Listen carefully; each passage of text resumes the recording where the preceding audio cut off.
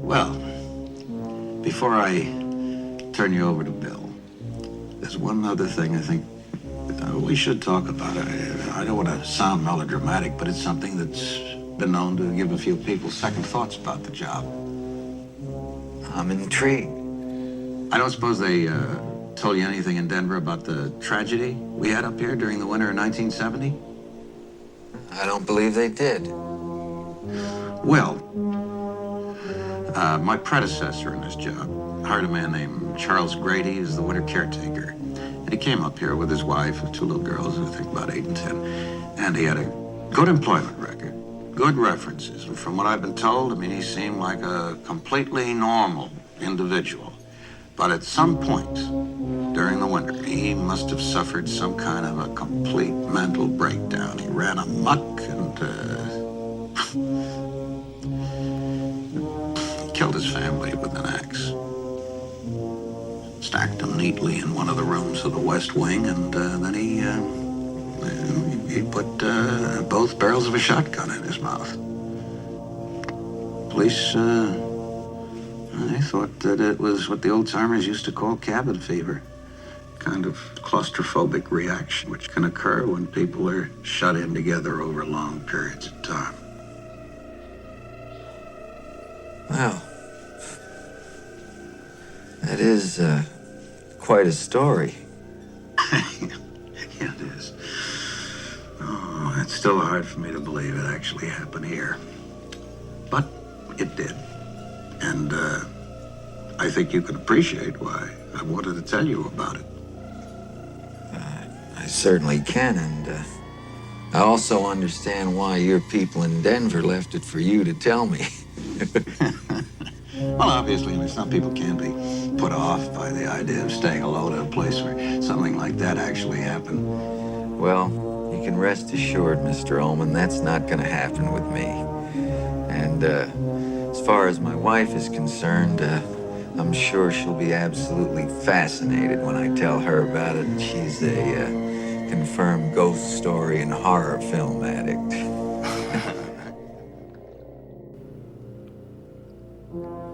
Well, that's one sort of tragedy. The other sort of tragedy is that you might have found this podcast and you're going to be listening to us talk about The Shining from 1980.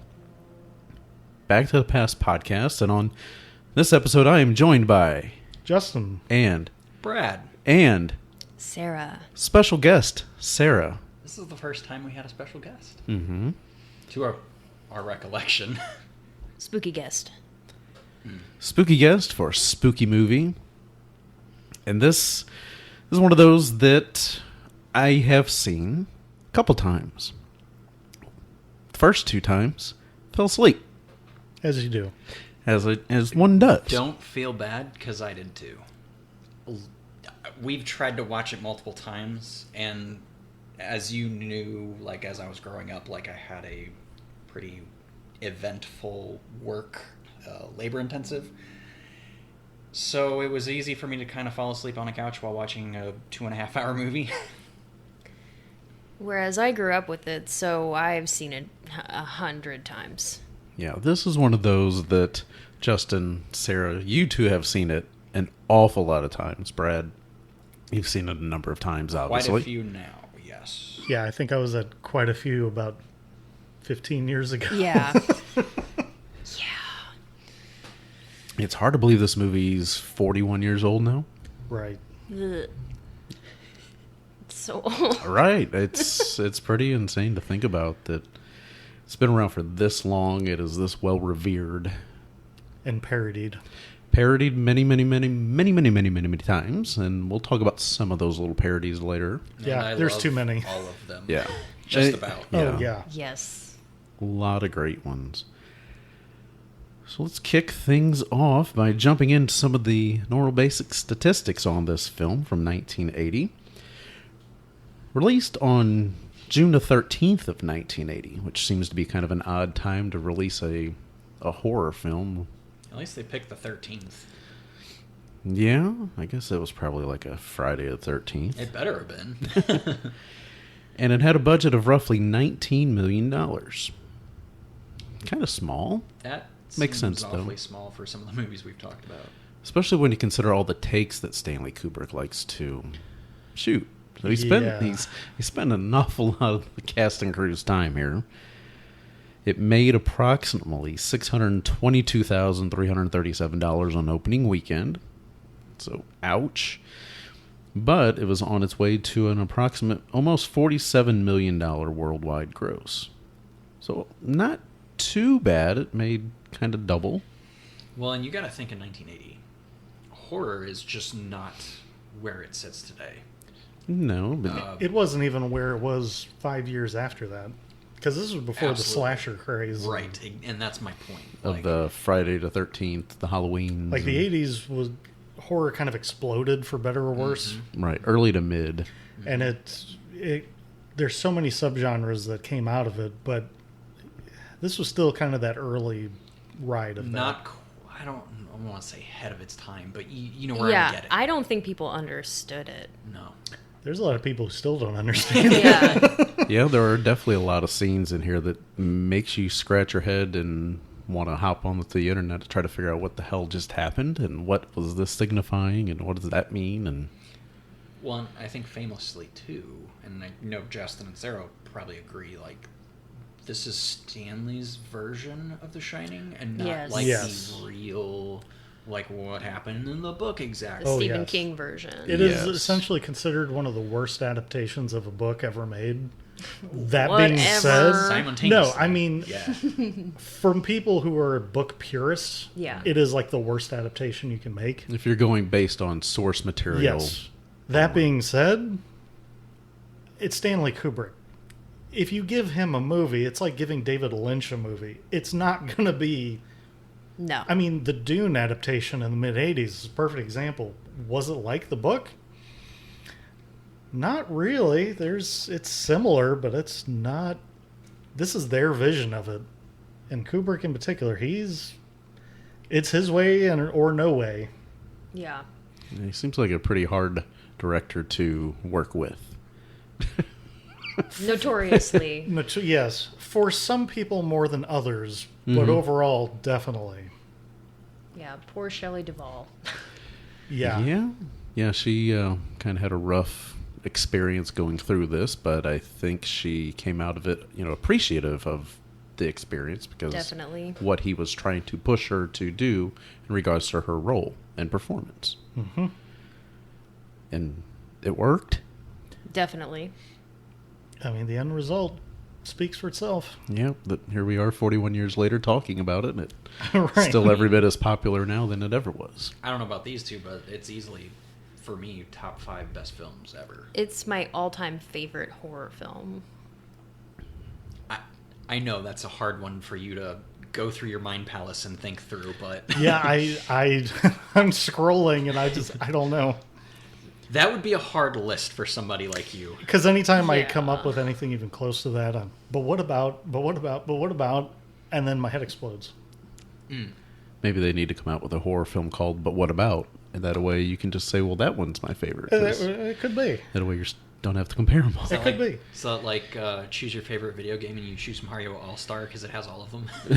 Well, that could Maybe. work. Be a solid option. I will say, of Kubrick's films, my favorite of his is 2001. Nah, total snooze fest. I love 2001. A lot of people would say total snooze fest about this movie. I know. yeah. I'm fully aware. Yeah. of It that. worked. Yeah.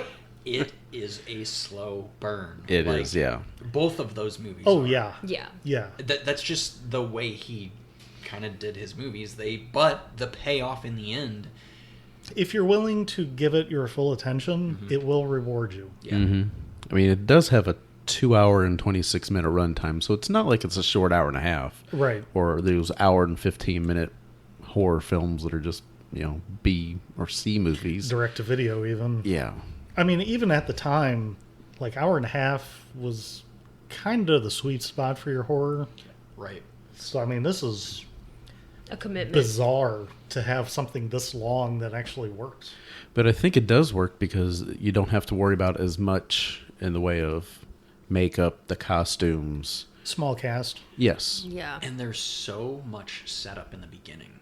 Like, there are so many little, Yes. minute details that if you weren't paying attention, you totally would miss it. And you probably won't notice in your first 5 or 10 viewings. Some of them, it takes quite a while.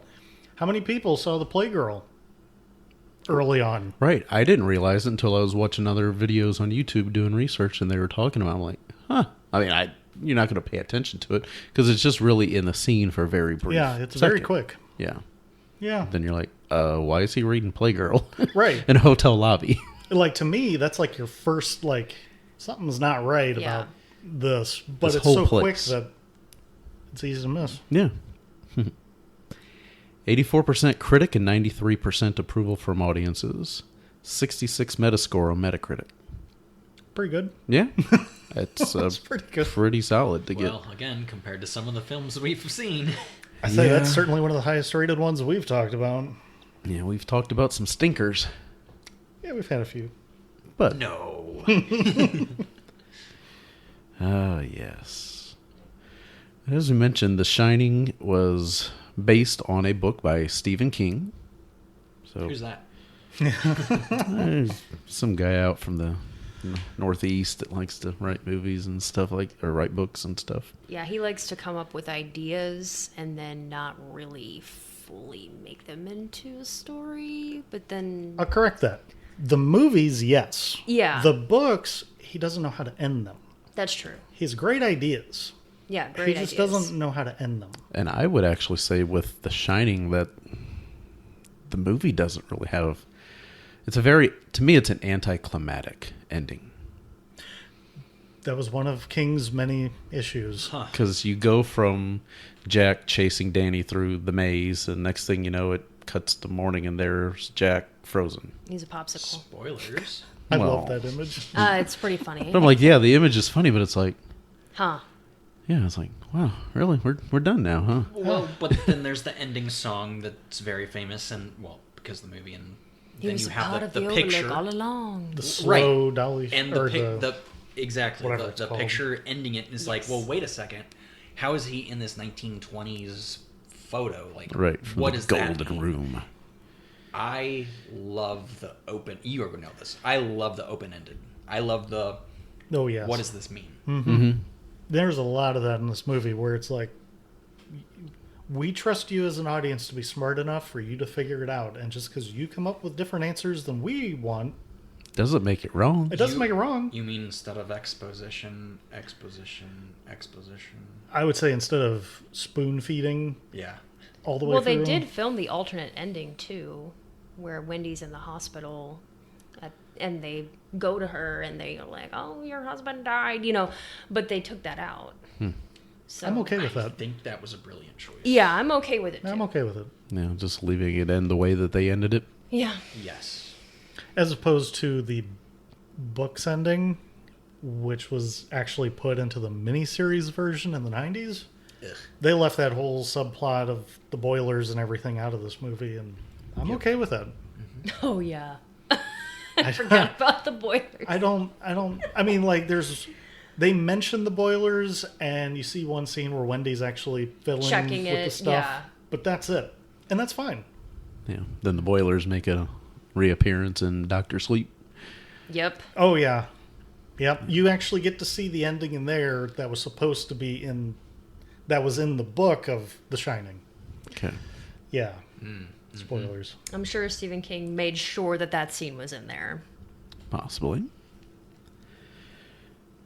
So, directed by Stanley Kubrick, and screenplay was by Stanley Kubrick and Diane Johnson. Apparently, Stephen King did write a script, and Kubrick took one look at it and was like, yeah, nah. Yeah. It's No, too thanks. close to your book. Right. I don't want to make it based on your book. I want to take my own liberties at it. Yeah, I don't want to do all this. Yeah. This isn't what's interesting to me. Justin, you may know this. Sarah, you might as well. What was King's first movie? Was it this? No. Carrie. Yeah. Carrie. That was his first published novel, too. Okay. Wasn't Christine before The Shining, or was it after? Okay. In fact, little nerd trivia, Christine, actually, the rights to the movie were sold before the book was published. So they came out not too far apart from each other. Huh. That was in '83, I want to say. Kind of like The Lost World, right? They kind of wrote the book for the movie, kind of. He knew it was going to be a movie before it was published. Yeah.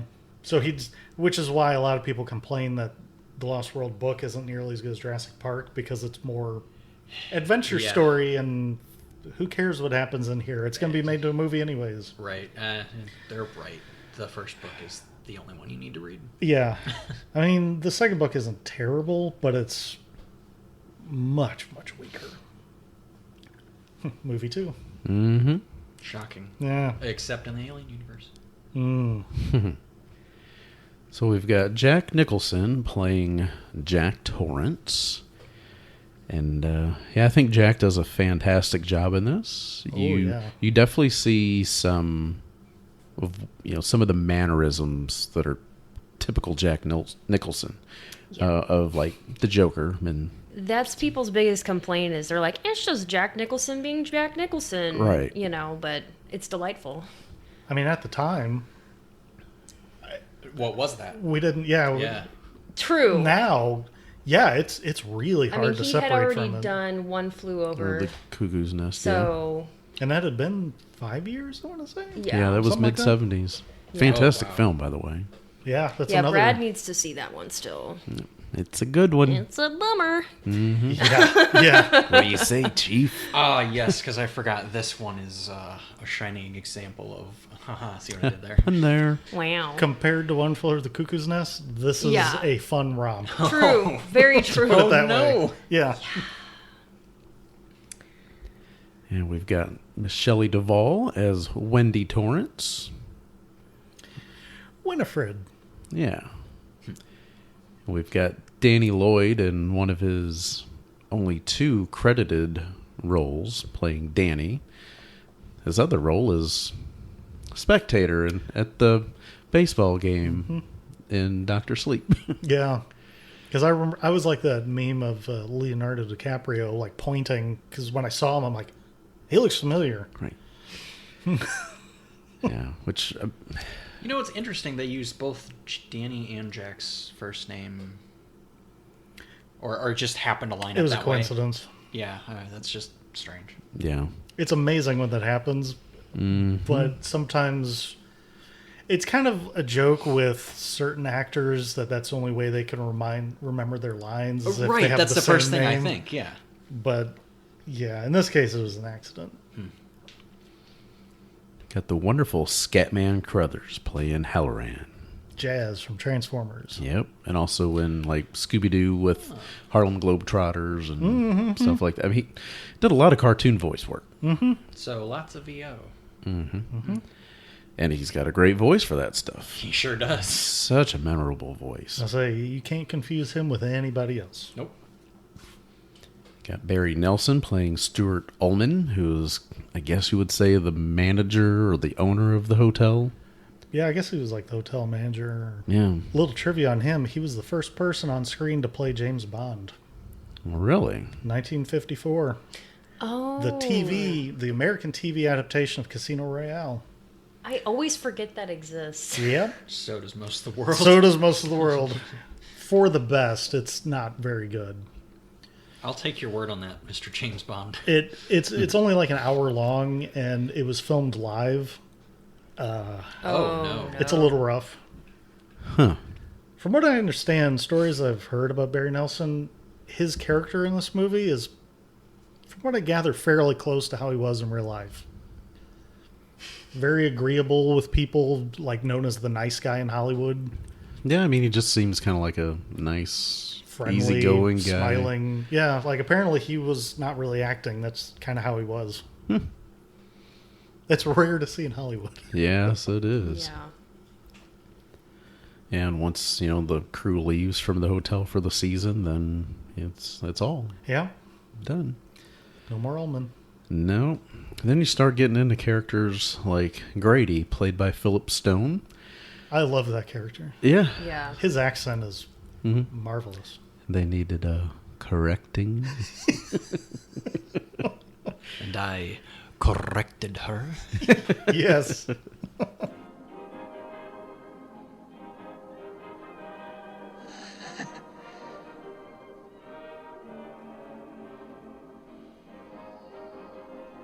Did you know, Mr. Torrance, that your son is attempting to bring an outside party into this situation?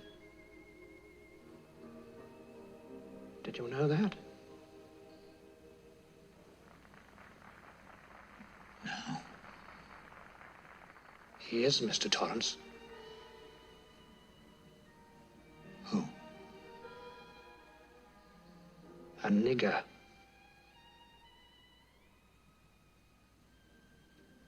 A nigger? A nigger cook.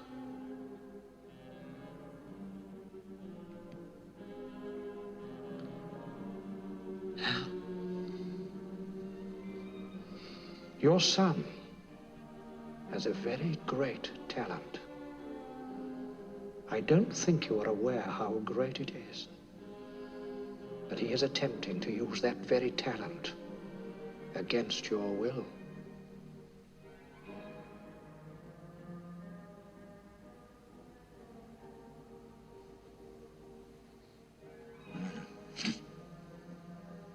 We have Joe Turkel playing Lloyd the bartender. I know him from Blade Runner. Okay. Indeed he is, Mr. Torrance. I know he's been in. All these people have been in a whole lot of other things, but I'm blanking. But Rather right now, Blade naughty Runner comes to boy. mind for him. If I may be so bold, sir. When you see him, you'll be like, "Oh yeah, that's the guy. That's the guy. That's the guy."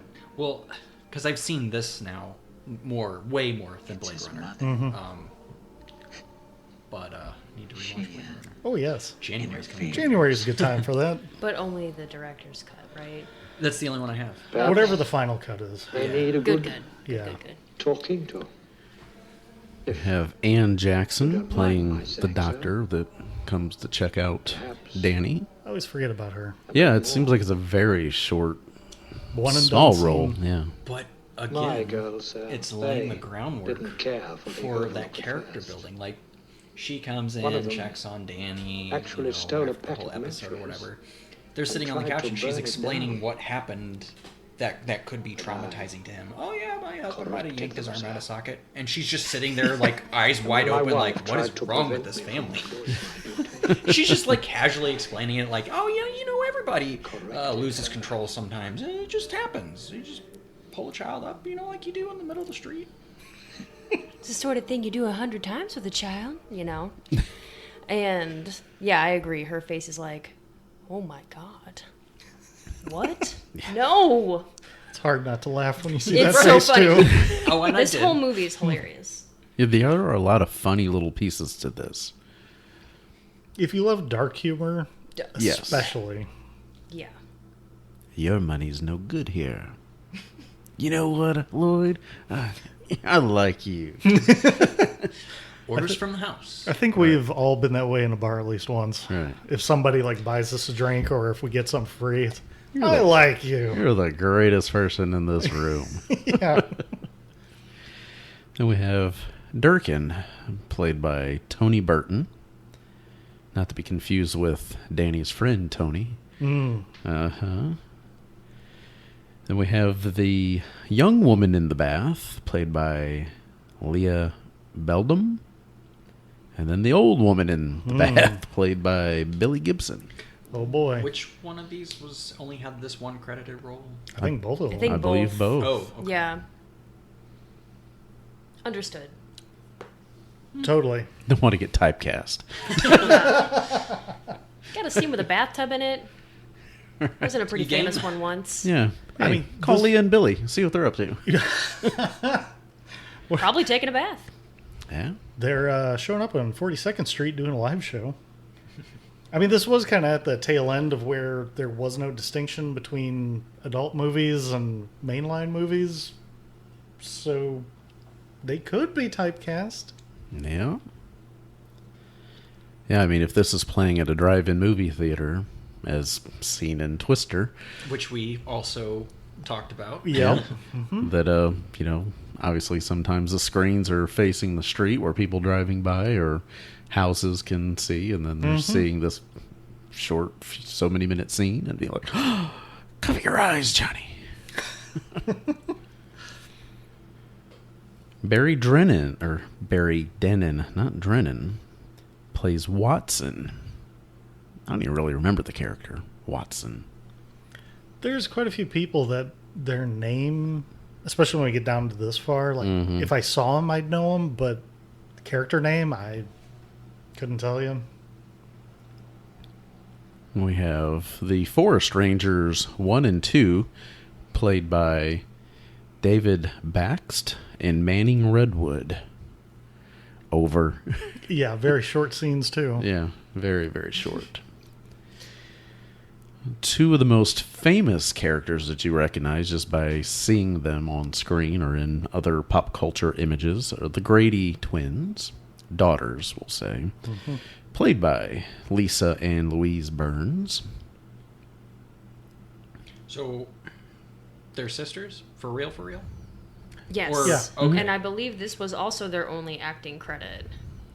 I'm pretty Or sure. one of their only ones. Yeah. Because I was going to say the makeup makes them look like straight up twins if they're not. Oh, yeah. Oh, yeah, they were. Yeah, just a slight little difference. If you look hard enough after multiple viewings, yeah. We have Robin Pappas as the nurse. Allison Coleridge is the secretary. You know, some people that really, I mean, again, the main characters are, we're done. Now we're into, They may have a line. right, maybe. Although I guess my question is, who's in the bear costume? I was hoping you'd bring that up. So his actual name is Roger, the character name, Just Roger. just Roger, and he's a character from the book. Okay. There's a minor subplot with him in the book. He is a ghost, Okay. and the guy he's with is one of the former managers. Then what are they doing?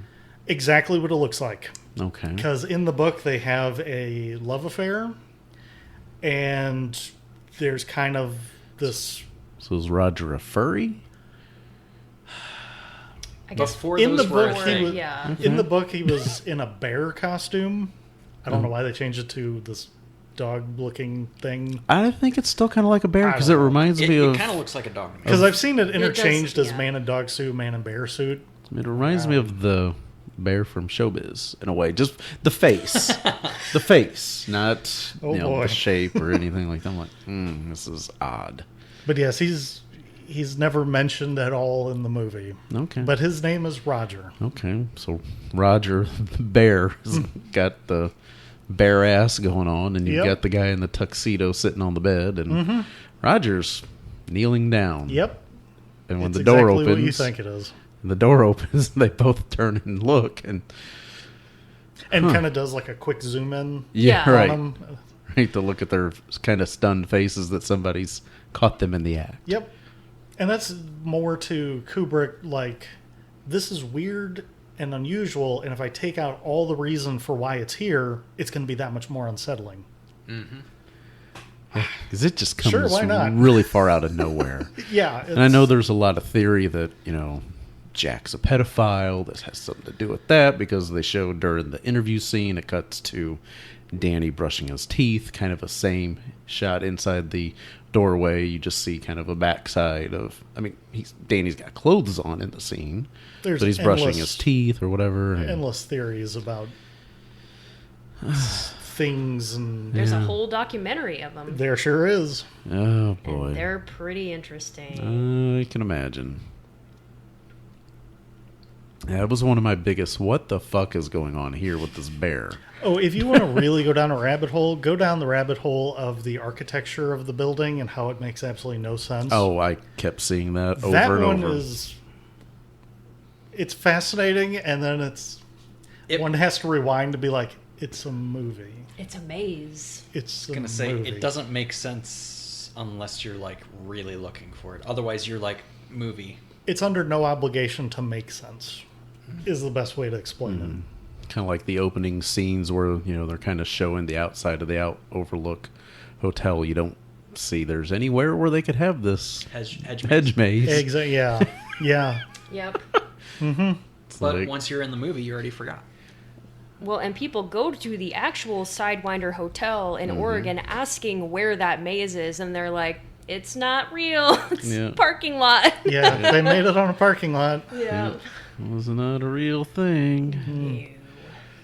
And apparently the other big discrepancy between the actual hotel and the Overlook Hotel is the number of the room. In the movie, it's 237. In the book, it's 217.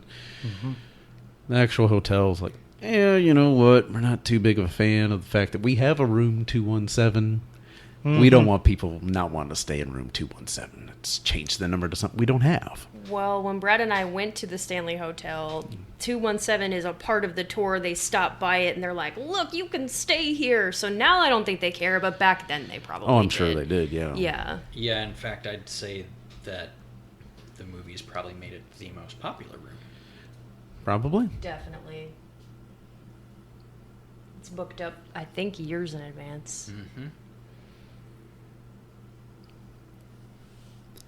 So the actual title for The Shining, which, I mean, kind of is nice to me about the song Instant Karma from John Lennon and the Plastic Ono Band. I figured you'd like that. Yeah, because of the refrain, we all shine on. So it's kind of nice that it was kind of inspired by that. It's a good song. It's a good song. If you know any post-Beatles, that's probably a top 5 one that you'd know. Yeah. Very little music was written for the film. Most of the music was existing recordings, and most of the unusual music was written by Polish composer Krzysztof Penderecki. It's funny that I screwed up on the second half of that. Right. Krzysztof Penderecki. In the 60s and I 70s. had to look that up. In fact, I went through the music song by song to figure out like what was what, because I'm that guy now. And the opening theme was written for the movie. There were 2 that worked on it. Wendy Carlos was one, and I'm blanking on who the second one was. But she was known for her electronic synth stuff. She worked with what's-his-face Moog to help popularize and develop that instrument. Okay. But very little stuff that she wrote actually ended up in it. Most of what she wrote was either that theme or the heartbeat sounds. But all the creepy music and all that, Well, I was going to say most of that was like symphonic stuff. as they're Poland. approaching the hotel, like the family, they do play like a music almost like you're like watching a documentary and it's the great outdoors, that kind of music. I didn't know if you would happen to know which one I'm talking about. Like when they're talking about the Donner Party, like right before that. Some of that, from what I remember, was partially Ligeti work, which he did some of the music for 2001, and Carlos overlaid it with some of the creepy synths. Right, because it goes from like really, you know, that great outdoors, whatever, and then it kind of blends into that like creepy synth. Yeah, it's like either this weird 60s, 70s unusual explorations and what symphonies can do, or like 20s jazz. Yeah. And then you got Wendy Carlos in the middle with creepy synths kind of overlaid some of it. And we love it. Oh, for sure. But it blew my mind that almost all the music that you hear in it was not made for the movie. Which made me really want to explore more of Penderecki's stuff. Do you It's think very unsettling. because they used some of that music that way that made the film cheaper? Probably. So I don't know, Kubrick could do because more takes. I saw interviews with Wendy Carlos, and she gave examples of music that they wrote, they just didn't include. So apparently they have other stuff. I wonder what that's like. One of the songs was actually used in, talk about going down a rabbit hole, Vivian Kubrick was filming like a little documentary of the making of, which is, I have on my special edition. Some of that music ended up on there. And it's interesting, but it's not nearly as creepy. I wonder if it would have just been better had it been actually in the movie in appropriate scenes, or might have increased its woo factor. I don't know. Some of these songs, if you hear them on their own, there's no way to confuse them with non-creeping. Yeah. Yeah. It's not something you're playing at little Jimmy's birthday party. No. It's the stuff that, the way I describe it is, it's the stuff that you listen to and analyze and critique, but it's not something you just put on because, oh, I'm in the mood to chill with this. It's a little strange. Is that why we like it so much? Because we don't get to hear it otherwise? That's why I like a lot of the crappy movies I like, because I don't get to see that sort of thing every day. Like Halloween 3's score. Yes. Yes. It's so synthy. Very synthy. Of course I like it. I have It's it. pretty dope. John Carpenter with Alan Howarth. Okay. Yeah. Another little trivia nugget. We're dropping trivia nuggets today. Do Delicious. they come with barbecue sauce? They can. Ooh, Oh, yeah. Homemade. even better. Kubrick cites Eraserhead as a stylistic influence on The Shining. He even screened it to put cast and crew in the right mood, along with The Exorcist and Rosemary's Baby.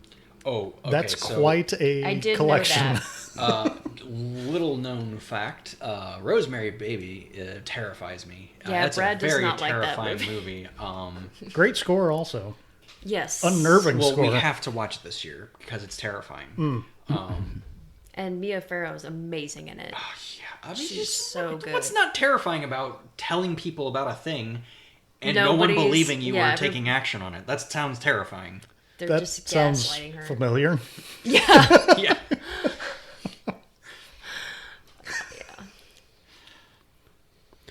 So, in something that kind of is a trend with Stanley Kubrick, that he originally wanted Slim Pickens to play the role of Halloran, but Pickens refused to work with Kubrick again after starring in Dr. Strangelove. He Can't burned a imagine lot of why. bridges. Yeah. Yeah. Gee, I wonder. Well, I do love Dr. Strangelove, too. haven't seen it. I know. Shocker. I know. I thought you had. Oh, we have to change this. I've never seen it. Oh, Oh, no. I might have an aneurysm. Where are you going? I'm going off to go die now. Just make sure you stack your body in the corner neatly. Yeah, I don't want to make a mess. You've been corrected. Yeah. I think we're the ones going to be corrected. Yeah, it seems like it. Did they need correcting? Yeah, going back to Scatman Crothers, how he cried tears of joy after working on like a next project with Clint Eastwood as the director, and the scene was good after one take. That's like night and day there. Yeah. You got the guy who'll do 50, 60, 80, 100 takes versus the guy who goes with the first take, move Right. on.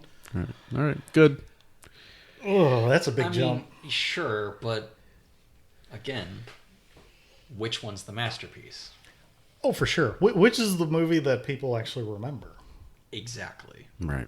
I don't know that I've ever heard of Bronco Billy. No. I've probably heard of it, but it's Clint Eastwood. I don't typically get into much that he's Yeah. acted in or done. No. Only the Sergio Leone stuff. Oh, that's the best. Yeah. After Yeah. that. The Man with No Name meh, trilogy forget it. is wonderful. I don't know, just something about him I've never really gotten into. Understood. I understand that. Yeah. I mean, it has nothing to do with politics or anything like that. It's just, I just never got into him. I like his direction, but I don't always connect with the movies that he directs, like story-wise. But I love the way they look. Yeah. I mean, there's a couple that he's been in that I've probably seen, and one being Any Which Way But Loose. Oh, yeah. Yeah, with the orangutan, which was, I mean, it's funny. Right Turn Clyde. Punches the guy out the right door of the truck. It's like, yeah, it's pretty good. That reminds me, another one I haven't seen for a long time is Play Misty for Me. Oh, gosh. That's another Yeah, really that's- happy movie. Yeah. That Jessica and Walter. that and Misery would be a good double feature. Yes, it would. Another unnerving movie. But that Yeah. one you don't have as much of an issue with. You can watch Misery. Oh yeah, no, Yeah. It's just that one scene. The hobbling scene. Oh yeah, yeah. That I'm gonna start doing the Danny shakes. You need a napkin. Foamy mouth. So the opening song is an adaptation of the Gregorian chant known as... Dies Dies Irae. Irae. Okay. Nice. Yeah, high five. High five. The four notes... We know our Latin. Yeah, the four notes most associated with the... Say the words. Dies Irae. Okay. Have been used in many film scores to help signify darkness, death, sadness, or uncomfortability. It's endless. Mm-hmm. It's endless. Yeah. How It much fits. This has been used. And it's one of those that you hear all the time. You But just don't realize know. it. Yeah. Because it's usually hidden pretty well. Did Todd in the Shadows, or who was it that did the musical on the Oh YouTube? gosh, there's a lot of YouTube videos about it, but Yeah. yeah, I think Todd in the Shadow way back in the day, like Who's 2008. the other musical nerd that sometimes we watch that goes over the Dies Irae? You I know him who you're talking about. I Yeah, can't because he think goes of over it. like the Oh, Matrix. the guy that went and- to actual music school. Yeah, like yeah. not Juilliard, but he went to a music school. Yes, that's the video you're thinking of. Because he brought it up in all the different film scores. Like, I think it's in, like, Star Wars. It is. It It's in, is. like, everything. Whenever Luke is approaching Yeah. the house on Tatooine and sees his aunt and uncle dead. Oh, yeah, that You can everything's hear it been playing. destroyed. Okay. Yeah. Vox did a short video on it too. Oh, yeah, they did. But yeah, it's so many movies. And it's like an 800-year-old Gregorian chant, yeah. Yeah. I mean, it's been around forever. Well, it just shows when you got staying power. It When works. when something's creepy, it's pretty much always creepy. Right. I mean, that and like the Devil's Triad, which is probably most famously in Black Sabbath by Black Sabbath, the three notes. They're creepy, Yeah, always. it's it's that instead of those major chords, it's the dissonance. That's exactly what it is. Yep. So talking about shots and takes and things like that, the famous shot of the blood coming out of the doors took almost a year to complete. I think they only attempted it a few times. It wasn't many, but it took forever to set up. It looks like something that would take forever Doesn't because it? the cleanup alone Right. and then resetting. Jesus. Right. And apparently the theaters or somebody didn't want to use that in the trailers. The and- MPAA. yeah, because of, signifying the blood We and can't all. have that much blood in a trailer. Yeah. Well, that's not blood. It's rusty water. It worked. It's in a trailer. It's only weird if it doesn't work. Oh, it's definitely blood. Yeah, to think otherwise is pretty damn naive. Well, whatever you have to do to make it. I mean, it's the MPAA. What can I say? Any way you can sway them, try it. Yeah. I mean, I've heard stories of people who get like an X rating and then they, oh yeah, we'll cut some things, and then they send it back without touching it at all, and they're like, okay, it's an R now.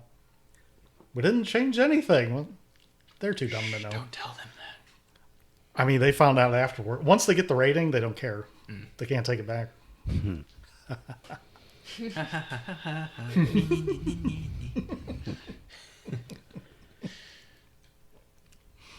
So the interior sets of the Overlook were filmed in Elstree Studios in England.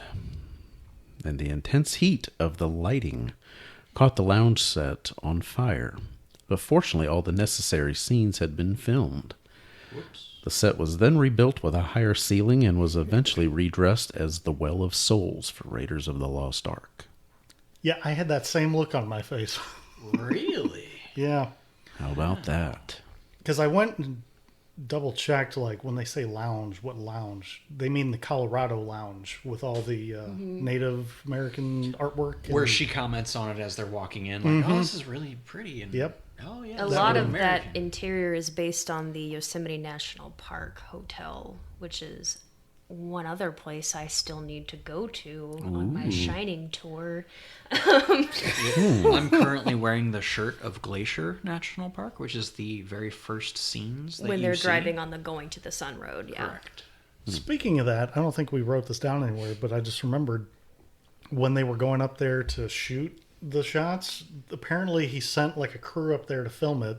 They filmed it, but I guess they couldn't get quite what they wanted, and he came back and he's like, "Yeah, this is what we got," and he fired the entire, and then reshot it with the helicopter, the like plane. tilting. Yeah, the whole like. He got it then, but yeah. Yeah. I'd love to see the first. I'm curious. Yeah, just to know. Yeah. I doubt it exists anywhere. Yeah, now. I would be surprised. You probably set it on fire. Yeah, burning the Apparently- rolls. From what I got, he was very mad, so I'm sure he probably did just Yeah. destroy it. I mean, you gotta think you're sending a whole crew up there to Yeah. film a thing, Uh-huh. knowing that it's Kubrick. I don't know that I would have had. I would not have taken that job at all. No, because I know no matter how I did it, it was gonna be wrong. Exactly. Exactly. You know, why don't you come on with us? Maybe you should just do it yourself. He just really didn't want to go to Montana, I guess. I guess. I mean, it's clearly in the middle of the bustling anything. It's like right on the border with Canada. There's not a lot else Nope. there, but it is beautiful.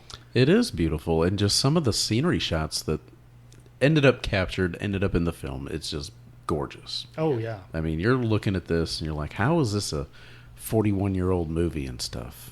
Yeah. Just again, right there, beautiful. Brad's showing us a picture on his Surface Pro. That is the just beautiful. famous Goose Island, which is in one of the shots. Again, it's the first shot you see of the film. And Yeah, you scenery's start hearing gorgeous. Warm, warm, warm, warm. You know. That's beautiful. Yes, yeah.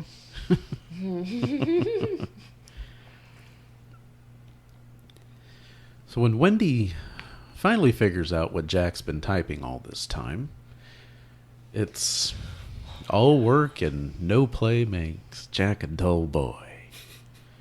Great line. Right. And apparently it was Kubrick's secretary, or was it Vivian Kubrick that had to do all the typing of all those pages? From what I gather, Vivian Kubrick said that it was a secretary. Okay. Yeah, I want to say that's right. That's I can't imagine all of it. Vivian wanting to, I can't because either. that is an awful lot of pages, because you see Wendy just a flipping through, huge flipping through, stack. and she's Yeah. not just going from the first 2 or 3 down to the 75th page. And it's all in different Well, and order again, and knowing Kubrick, that sounds accurate, and it kind of doesn't matter if you mistyped here or there That's what I loved about it. because The you see typos it. were in it. You see it. That's great. But again, it doesn't matter because she's just going to be flipping through. You just want to see every page have something on it. right. She's just probably typing it as fast as possible, and It's like Just like Jack would have been. correct. it's like taking out like a stack of paper to put in those big Like a printers you ream. see at work. Like a 500-page ream. Take that, and that's what you see here. You just typed 500 pages, all the same thing. Same sentence over and over and over. I mean, it would drive you mad. Sure. Yeah. Yeah. And I like the fact that they say that if you pay attention to the typing sequence that you hear Jack typing, that it is all work, Yep. no play makes Jack a dull boy, because Kubrick wanted that authenticity. I finally, not this time, but one of the previous times I watched it, I listened for that, and yeah, you can hear it. Yeah. It's shocking, that level of detail.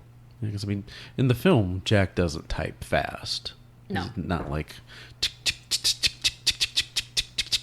It's He's sounds like a Hunter and Pecker kind of thing. Pecker. I mean, you know, Does that have depends to which do- part of the film. Does that have to do with Roger again? Guess I should have Nice waited until you're callback. done with that drink. Yeah, that drink almost spewed forth and abroad. Okay. Who's the broad? Not Roger. Hey, we're not talking about The Exorcist. Huh. Womp womp. Not yet. And without being as familiar with The Shining as obviously the three of you are, you kept hearing, red rum. And you're like, what the fuck is red rum? Does it have to do with the blood in the hallways and stuff? Or, no, it's murder backwards. And you're like, okay. Yeah, it's kind of fun. Makes sense. Gex 64. Does that ring a bell when he has the little... I never played it. I always saw it. I always saw it, but Right. I never rented it. Isn't that where no, that's They not have when a he's lot dressed of- up as Bond, right? Yeah, that's Dix- Okay. Yeah. And they I go haven't through a played lot it. of different, like, I think they call them, in quotations, like channels. They have like a spooky channel and like a James Bond channel and all kinds of different little levels that you play through.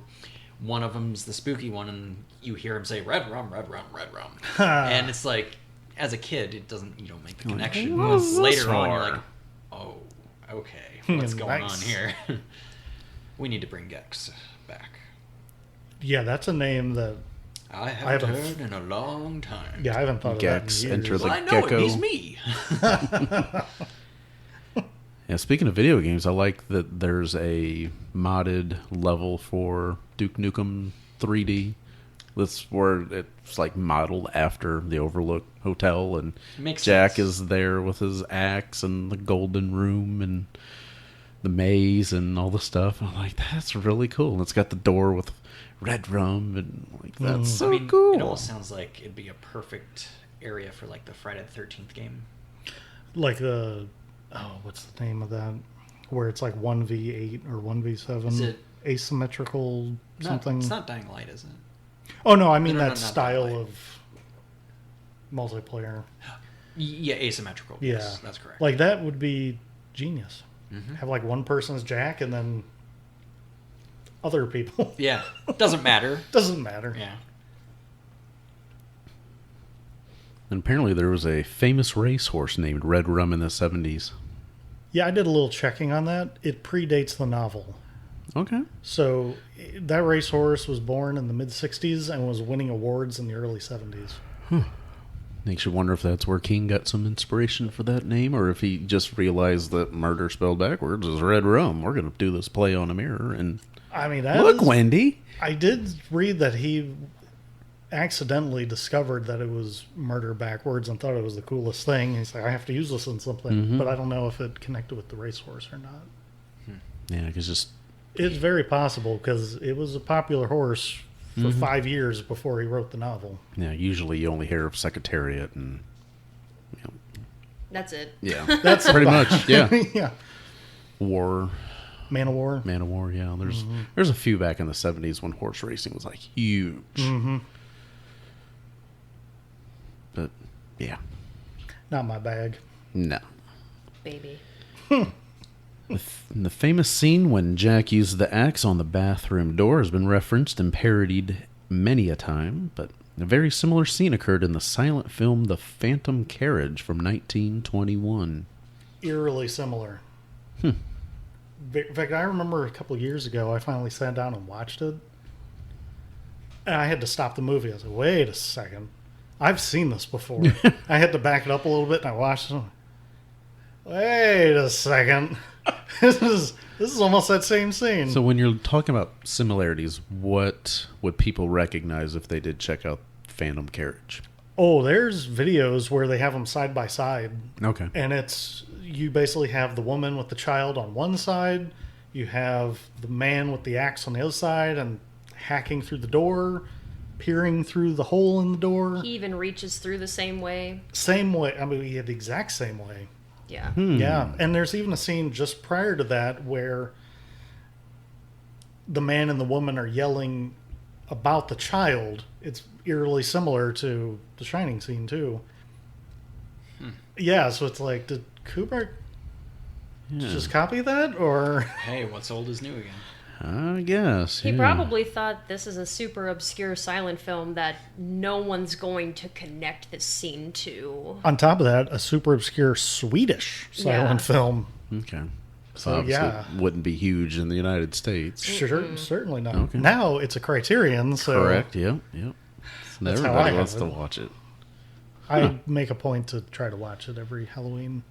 Okay. It's very creepy. With Jack Nicholson and the axe scene with the door, he's pretty good with an axe. Yeah, apparently. A little too good. Yeah. And obviously Jack always kind of seems like a crazy kind of guy, you know? He's a method actor. Yes, he is. And apparently he used to work as a volunteer fire marshal, firefighter, so the props department had to use a stronger door because it kind of busted through plenty of them pretty easy.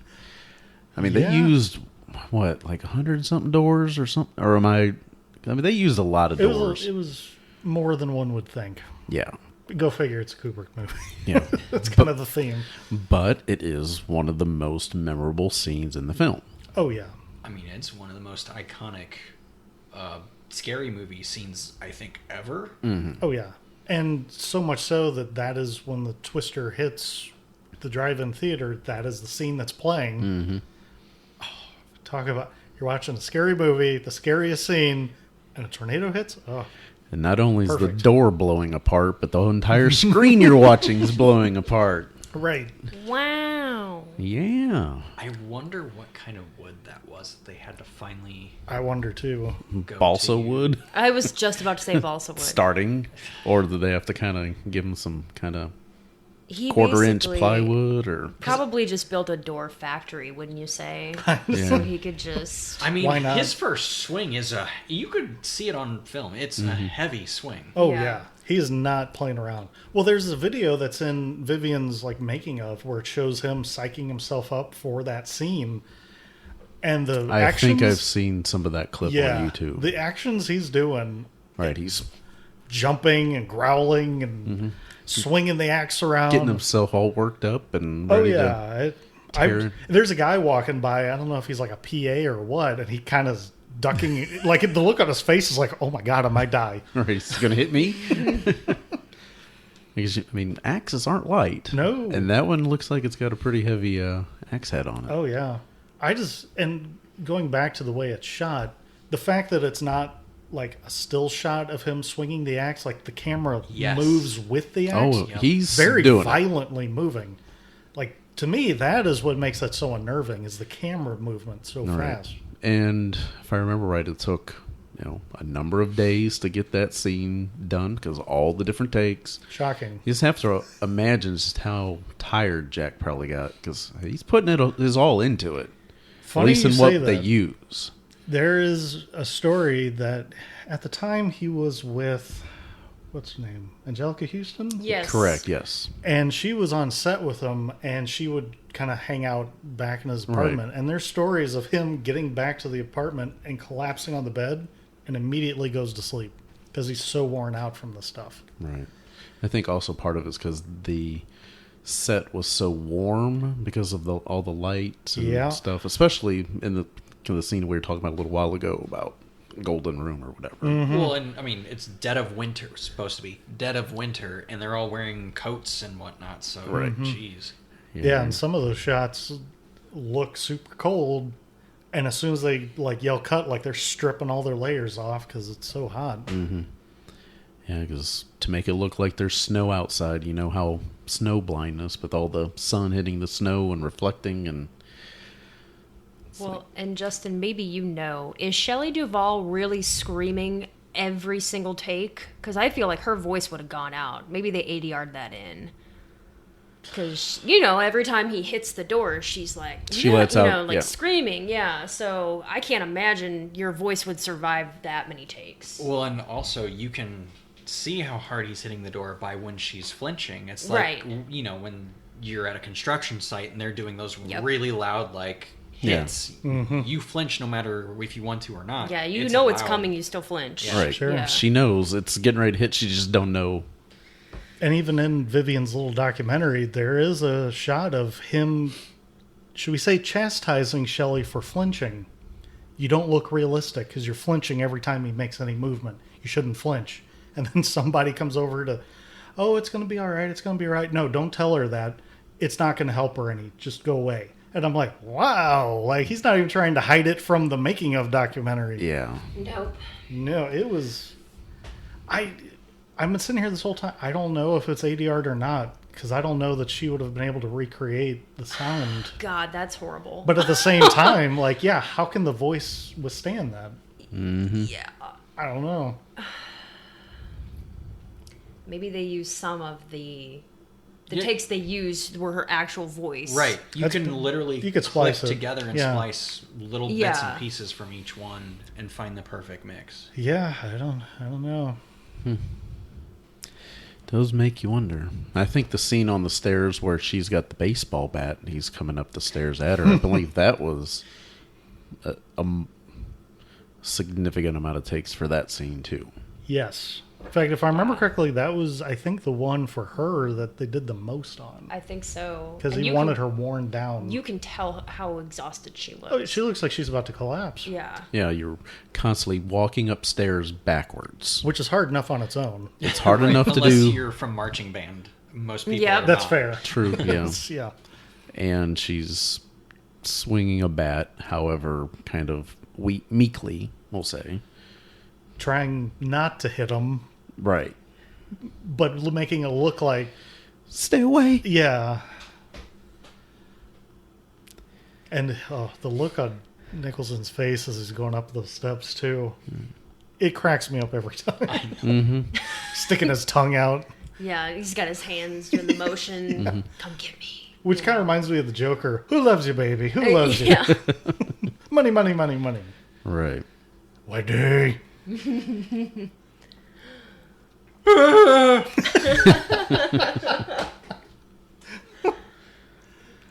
So, back to Jack Nicholson and Shelley Duvall. Both of them felt a little bit of resentment after the film was released because the press was focused solely on Kubrick and not on the cast or crew's contributions. And I can see where they're Yeah. coming from. Yeah, that's rough. I mean, yes, did Stanley Kubrick possibly pull that out of them? Like literally, just everything they had. Yes, but they also were the ones They that did it. Right. So Yeah. that's a bummer. Yeah. And Jack said that he got along with him very well. Go figure, because he wasn't being hounded Right. like Shelley was. But he did come out and say that he was very dissatisfied with the way that Shelley was treated. But he also acknowledged that the result speaks for itself. This is one of the best co-starring Oh, yeah. He Kind said of that it was... performances. Yeah, I want to say, like he said, I think he said it was the best performance he'd ever seen from somebody. If only the Academy Awards took horror movies seriously. Yeah, because this movie was nominated for 2 Razzies.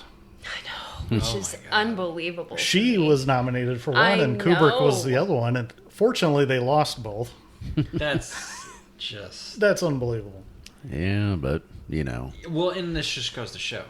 It just like with 2001, they were movies ahead of their time. 100%. By I far. mean, 2001 came out before we were really in space. Right. I mean, if you look at all the other movies that were space-based around that time or right before They them, were really hokey. really hokey. And then you see that one, and it's like, wow. Didn't know space could be this cool. Like, it almost looks believable. Yeah. I mean, it's like Star Wars was kind of like you can look at and be like sci-fi before and sci-fi after. Right? But 2001, a little bit. Yeah. There's some of that in there, too. You know, it seems with Nicholson, he got a little bit of, extra leash, a little bit of leeway to do some things with this, because the "Here's Johnny" line, that's improvised. The throwing the tennis ball against the wall is improvised, and The face he makes out the window. And yeah, again, if you look hard enough and close enough, as many times as you've seen this, you can kind of see him start to crack a smile, just a little, and it instantly goes away, and then it comes back a little bit and goes away. Like I don't know if I could have held that pose as long as he did, because it's a long shot. Yeah. He looks truly disturbed. Oh, yes. Well, that was one of King's biggest issues, was he didn't think that he was believable in the role because he looks crazy at the beginning of the movie.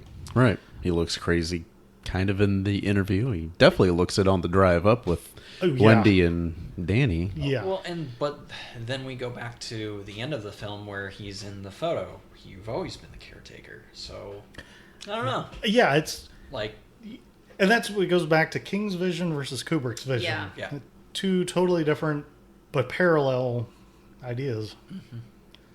But with Nicholson having a more leash, people often forget he got a start in Hollywood by writing. He Yep, wasn't an he actor did. first. He was a writer first. really. Yep. Yeah, and so he's really good at coming up with ideas and Well, that actually makes a lot of sense. yeah, I mean he likes to collaborate with people, but he doesn't like to be the one in charge. He wants the director to be in charge because if he's not in charge, he's free to immerse himself. Yeah, that makes sense actually. But he got apparently along really well because apparently Stanley was really receptive to his ideas, which is I Says a think lot. that says a lot about Nicholson and Yeah, well, because you know how controlling Kubrick was. Yeah, exactly. Yeah. Yeah, with so many changes to the script during shooting, Nicholson claimed that he just eventually fucking stopped reading it. Yeah. Like, I'm just only going to read the new pages given for the next day. So He even said that in Vivian's little short documentary. They asked him some question about when does he prepare his lines for the next day or when does he read scripts, and he said, I don't read the script anymore. He said, I just read the pages they send me in the morning, and sometimes I don't even get them. And then he laughed and he said, we're just making this up as we go. seems like it. And apparently it was Nicholson's suggestion to use Scatman Crothers for the role Yeah. Wow. based Yeah, I on saw previous that. Yep. work together. Yeah, little did he know what kind of a ride was in store for him. Yeah. Thanks a lot, Jack. Yeah. I just hear Scatman saying that. Thanks a lot, Jack. Had a lovely time. Never again. I'm done. No, just a lot of wonderful performances in this. Definitely. I mean, even for a kid, Danny does. Phenomenal. Yeah. Incredible job. Absolutely phenomenal. It's also incredible that it took him so long to actually view the whole movie. I mean, it took me long enough, so it's, Well, and he thought they were shooting a drama. Mhm. He did not know. it I mean, was he's a horror 6 film. years old. Right. I can't tell him, by the way, your dad's going to try to murder you later. Right. The guy that's playing your dad, he's going to pretend to try to kill you later. Yeah. I kind of wish we would have watched that making of thing because they interview him and they Danny. asked him how much did you make on this and how much did you, and he said I don't know, probably $500 or $600. I was just excited for all the things that my mom and dad are going to buy me. Like he's so Aw. innocent. And That's adorable. Like, oh, you are just too much. You're prime exploitation material. Yeah, Like, you have no idea what you're doing. I mean, he's a cute kid. I mean, he's riding that big wheel kind of bike around, and I just love the scenes on that bike. Carpet, one noise. I was Yep. just Hardwood, about the to next. talk, It's yeah. like, That oh, sound I design love is that. wonderful. the, did you say that it is or is not a single shot, or it's filmed to look like one, where he's riding around on the big wheel? Oh no, In the this big one's circle. One, okay, Yeah, so the camera's following. of course, it's a Kubrick. steady cam following him. Okay. But regardless, to your point, all of the different materials that he's riding across and just the sound and the echoing. So Stanley. I mean, just think though, to be a 6-year-old kid in a big hotel, it's a big play place. I mean, I remember when It's like every kid's dream. Mm-hmm. when we would go to Denver and stay at a hotel there for one of the conferences my dad used to go to, I would just run through the halls Wait a second, I think I've seen this movie. as fast as possible. You know, some of the little open areas would have these kind of, I wouldn't say garden areas, but like trees and stuff like that. Really cool. Did you throw a tennis ball against the wall? No, I don't remember doing that. But no, it was just, Just stare out of any windows, maybe. I mean, it was a regular Holiday Inn or something like that. Just running the halls, upper level, lower level.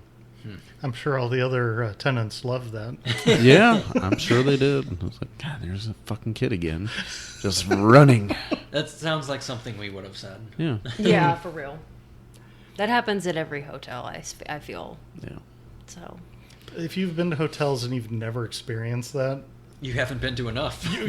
You need to get out more. or you've only seen like the Bates Motel. You're the only person there.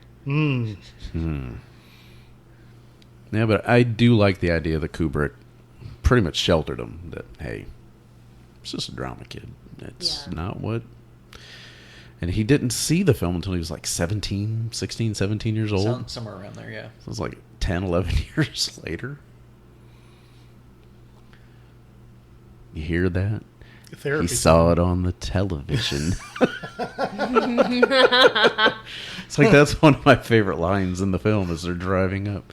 I'm hungry. Well, you should have ate your breakfast. It sounds It's like okay, Mom. I know what cannibalism is. Right. You hear that? He saw it on the television.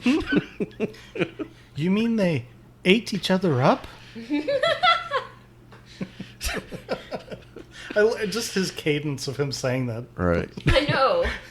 that may be one of his worst deliveries of lines, but that cadence works for the scene. Oh, sure. Yeah, because I mean, all of his other lines are done very well. He's talking with Halloran. He's talking with his mom. Talking with the doctor. Talking with I'm Jack nitpicking later. here. Like, there is not a lot that you can say about this film that's wrong with it. Right. I think. You really have to look hard. Mm-hmm. Over multiple, you have to be looking to nitpick. Mm-hmm. Well, and You can do that with most any of the reason movie. why people nitpick a thing is because they like it so much. Mm-hmm. For the most part. There's got to be Sure, a flaw. sure. Yeah. Yeah, there's other times where it's just for the sake Yeah. of. It's. I guess it comes to what your intent is. Because I'm one of these weirdos that loves looking for continuity errors. Like seeing the hotel when they're in the air versus like on the ground and you've got the hedge maze. Things like that. Yeah. Or seeing like a pen move across the desk, depending on what angle you're looking at. Or the one scene about the chair. One scene it's like right behind him. Next thing you know, the chair's not there. I love those things. Yeah. Like, those things don't make me dislike a movie. Yeah. No. I just find them fun. Or when the ball is rolled into Danny playing with the toys on the carpet in that circle, and he stands up, and the next shot it like gets turned backwards, like the carpet pattern's reversed. I think I read somewhere related to that was that ball rolling scene. They did it like 40 times. They probably had to get it to roll right in there. And yeah, like, because it's like you don't even. It's such a simple thing. How could you screw that up? But if you're a perfectionist, Yeah, I mean, if Your you're name is Stanley Kubrick. yeah. if your person is rolling it by hand, I mean, if you're not using some kind of machine or Like a some ramp or- some track to roll this ball down, Or even CGI, like because this Because is it way isn't before, there yet, yeah. way Yeah. before, right? Yeah. When it was, ubiquitous. This is what they had to do. Mhm. They had to take 40 takes Right. if they wanted a specific shot. They had to. That's why Jaws doesn't look real. Yeah, I was Wait, just, Jaws isn't real? I thought that was a documentary. We talked about that on the Jaws episode. Come on. thinking about the ball rolling in kind of reminds me of another movie that came out in 1980 about a ball rolling down the steps in a creepy manner. Oh, The Changeling. Yeah, Yes. I don't know how many takes they did for that, I'm sure it had to be up there too. but It's a hand. My favorite line. yeah. It might be a little easier to get that ball coming down the stairs because it wasn't supposed to land in a specific spot necessarily. It's just more supposed to be like, here, George C. Scott, be creeped out by this ball flying down the stairway. Right. And it is a creepy shot. Creepy thing. Yeah. I mean, if you throw a ball away over a bridge and come back home and suddenly the ball shows up and it's wet, it's like, okay, time to go. Talk about slow horror movies. That's another one. So let's talk about the maze just for a little while. I mean, I know The we've sand mentioned and, it. or the sand, the salt and styrofoam maze. Yeah, approximately 900 tons used for Yowza. the snow scene. Hmm. That's an awful lot. Yeah. before the days of potato flakes. Mm-hmm. Yeah. Yeah, because all that styrofoam sure wouldn't be good for the environment. No. Nope. I'm sure it smelt better than those potato flakes after a few days. Well, Yeah. Yeah, probably could just kind of leave the salt and styrofoam hang out, just saying. Yeah. Whereas the potato flakes not so much. might need to start over every day or so. Yeah. I'm sure those white snow would start browning soon. Oh, yum. Yeah. This is the first time that we see Danny and Wendy going into the maze. It's not snowing. Haven't been there long. Mm-hmm. They're just going through and they're checking it all out, and it's all really nice.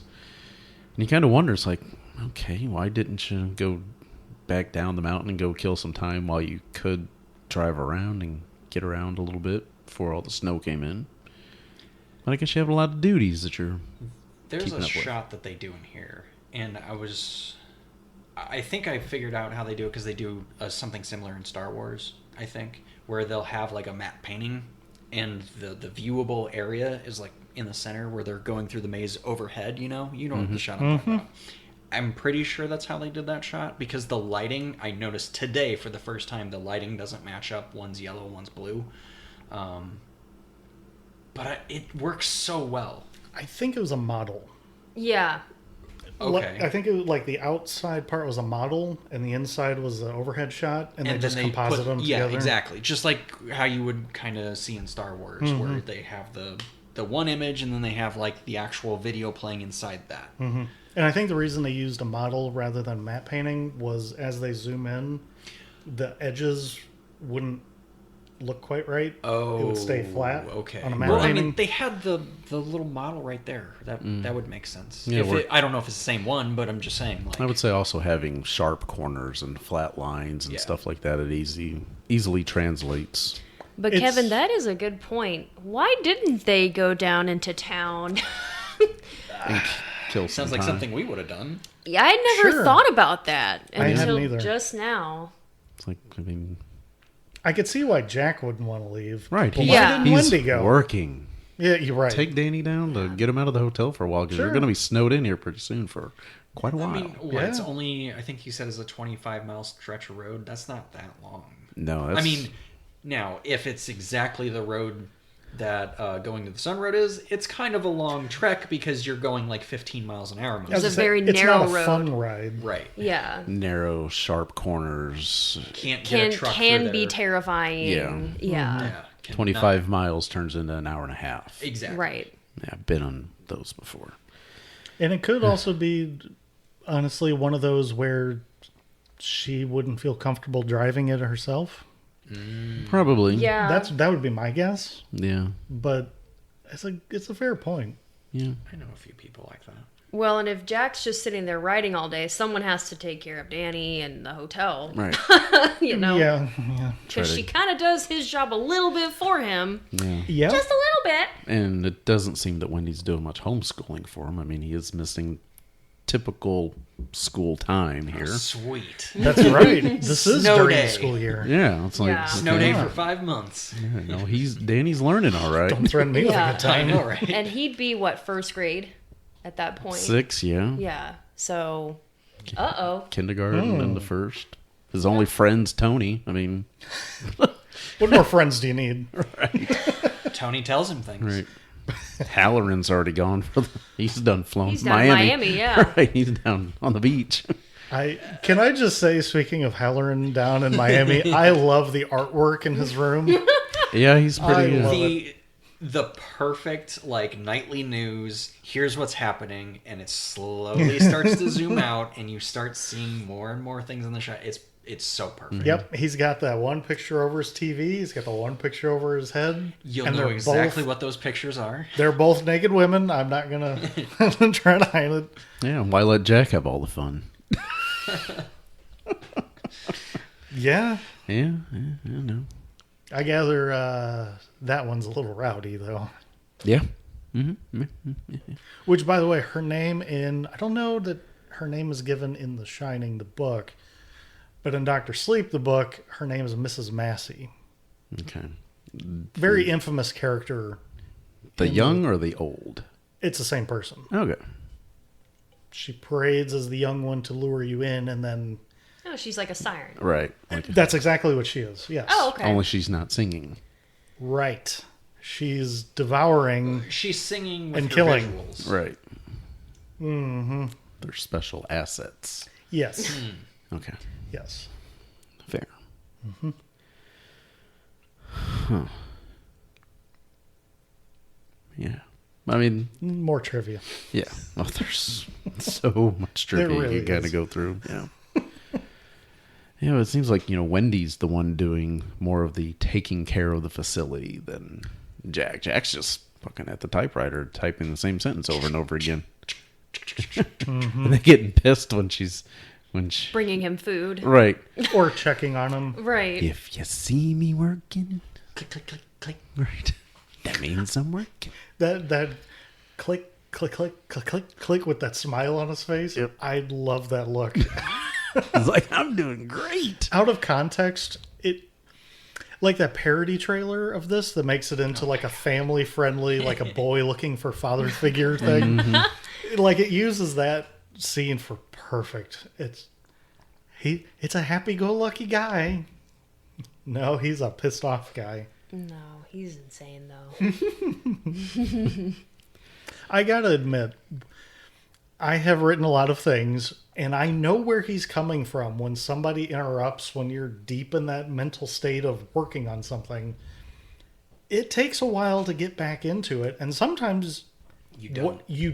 Whatever Right. you were thinking is gone, and you'll never get it back. Poof. And you'll never know, like, maybe that was the one idea that could have made this awesome. Mm-hmm. That being said, though, it's very cringeworthy to watch. Like, He's such a dick. it's just, that's just not cool. Yeah, he claims that scene where she's interrupting him was pretty difficult for him because as a writer himself, Right. and he'd gotten into similar arguments with his girlfriend that being a method actor, he drew on his memories of those arguments and added the line, or if you come in here and you don't hear me typing, if I'm in here, that means I'm working. Still, I'm working. And I've kind of felt that way. And like, I know anything I write, I get distracted easily anyway. I have to have some kind of headphone situation. Otherwise, it's just nothing's happening. yeah. As long as I've got like some sort of music that is void of lyrics, Yes. then I can zoom in. Yep. I can walk around. I can, but I'm still in my headspace. Yes. And until I'm out of the headspace, then I'm like a zombie. Yep. And like I said, I can definitely relate. Now, King apparently wrote that scene because he was inspired because one of his kids actually did go through some of his notes and things. And apparently he felt very angry and had these crazy thoughts of like, I'm going to fucking kill you. Okay, I need to calm down now. And put it in the And then put it in the Right. story because it's like, I mean, It's a realistic feeling. yeah, and people who are creative types, doesn't matter what you do, whether it's art or writing or stand music, up. yeah, anything. When you're doing something like that and you're in that headspace, it's a very precious place to be because you never know when it's going to come back that way again. Yeah. It just sucks the way that this turned out. There's a way more calm way of... And also, I was thinking about this earlier today when I was watching it. If you're with somebody who's like this, you would know this already. You wouldn't be coming in and kind of interrupting. Yeah, that's what I was gonna say. I feel like this is kind of escalating. Yeah. like because her reaction is like, "Oh wow, he's never been this mad at me Right. before." Right. So that's kind of how I read the scene. Yeah, and that's kind of where I went with it too. Because I'd never really thought like, wait a second, he's clearly been writing before. She would know this. So why is he... Why is she going in there and doing this? And I thought, well, but her expression, he probably doesn't care. And this is the first time he's had a problem with it. Yeah. Which fits in with everything escalating in this Yeah. Correct. damn hotel. Yeah, I mean, it all makes sense. Our reaction, appropriate response. Damn, I'm not used to biting my neck off with this. Don't be so grouchy. You need a Snickers, young man. That's what I think of. Well, I need a Snickers. Feel better? Much. Yeah, great scene. Both great performances. Very intense scene. Do you think that would have worked as well if it had been Robert De Niro or Robin Williams playing Jack? Definitely not Robin. I cannot see Robert. I think he could do it. I just can't see it. Right, he could have, but at that point, he's Mork. That's all everybody Right. knows him as. Goofy, zany, crazy Mork. Right. I'll explain it this way. Nobody thought Tom Hanks could be a serious dramatic actor because he only did comedy for a long time, and then it turns out he's really good at drama. I mean, Same with Captain Williams. Phillips. Robin Williams, though, is really good at drama too. He is. It just Will took Hunting, a long time Dead to find Poets out. Society? Yeah, Dead Poet Society, He 1 was hour also- photo. I was gonna say 1 hour Yeah. photo was the one that really convinced Yeah, me. oh boy. Yeah. That's a good one. So like it's hard for me to imagine anybody else doing it, but I have to admit I'm really curious what that would be like. Mm-hmm. I would like to see a Robert De Niro try this. I was going to say, at that time, I do think Bobby Yeah. De Niro could probably have Yeah. pulled it off. And what's really interesting is I saw earlier that Kubrick didn't want to use him because of Taxi Driver. And I think Taxi Driver Which is so should have silly. cemented it. I know. Like that should be the Yeah. opposite. I wonder what that train of thought was. He deemed him Right. not psychotic enough for the role. Right. Which is funny because he's very psychotic in Taxi Driver. I mean, okay, I guess his eyes aren't as crazy as Jack Nicholson's. Maybe it's the facial feature. Or maybe it's just Possible. like the laugh. Nicholson can do that crazy laugh. Yeah. Like very few others really can. I will say De Niro is a much more reserved psychotic That's true. in Taxi Driver, so maybe that's what he's talking about. Yeah, it's I don't more know. inwardly expressions and not really the external emotions. Yeah. Which is why I'm really curious about Robin Williams because he can be very Yeah. Animated. over the top. Right. And I think what it says is that he was deemed too psychotic for the role. Because he probably would have overplayed it, That's possible, yeah. and it would have lost something in that.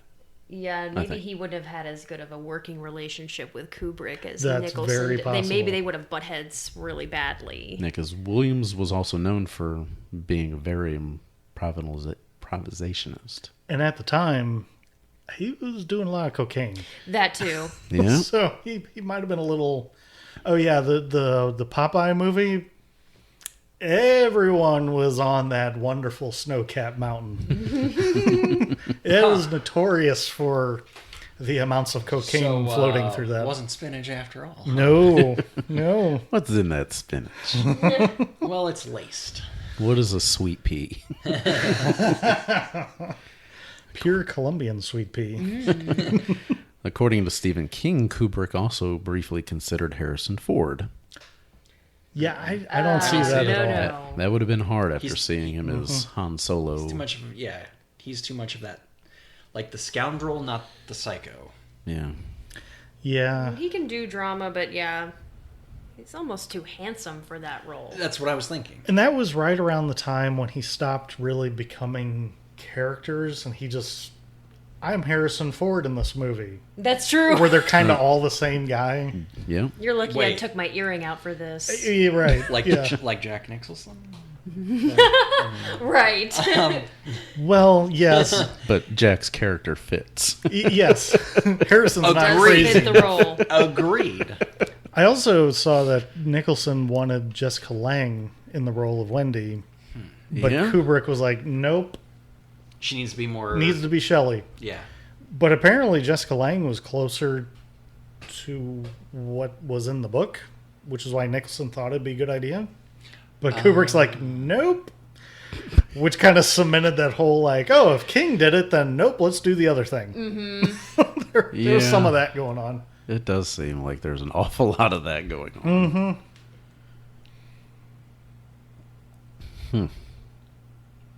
Yeah, neither Leah Beldam, the young woman, nor Billy Gibson, the old woman, appeared in another movie before or after this film. So let's look at your resume for a second. Oh, you were the naked woman in that movie. Next. Right.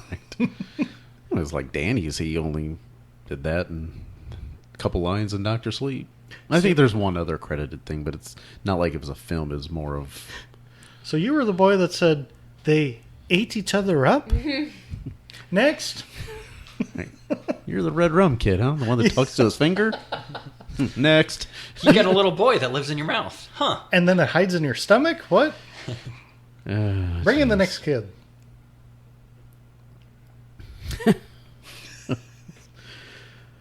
Oh, jeez. And apparently when Garrett Brown, who was the Steadicam inventor and operator, was hired to work on the picture, he was reportedly told that there was no way the shoot would run over 6 months. And he had to be back over the United States in 6 months' time to do some work on Rocky II in 1979. 6 months into the shoot, less than half the film had been shot, and for several months, Brown worked 1 week in London on this movie and 1 week in Philadelphia on Rocky II, commuting by Concorde every Sunday. Holy shit. Oh my god. Try getting that jet lag under fucking control. Yeah. You don't. No. Cocaine. Yeah, apparently. That dude was in Wait a high second. demand at that time because he was like the only guy doing that thing. So maybe it wasn't just salt and styrofoam. Right. Maybe that's why they didn't hire Robin Williams, because knowing that scene was coming. They're out there trying to snort all the maze. Well, at that point, Studio 54 had closed, so the cocaine's got to go somewhere. Yeah. That's where the stockpile Hide went. it in the snow. No one will ever know the difference. Nope. Why does it taste salty? That ain't salt. Hope it's styrofoam. Ew, this is pretty bitter.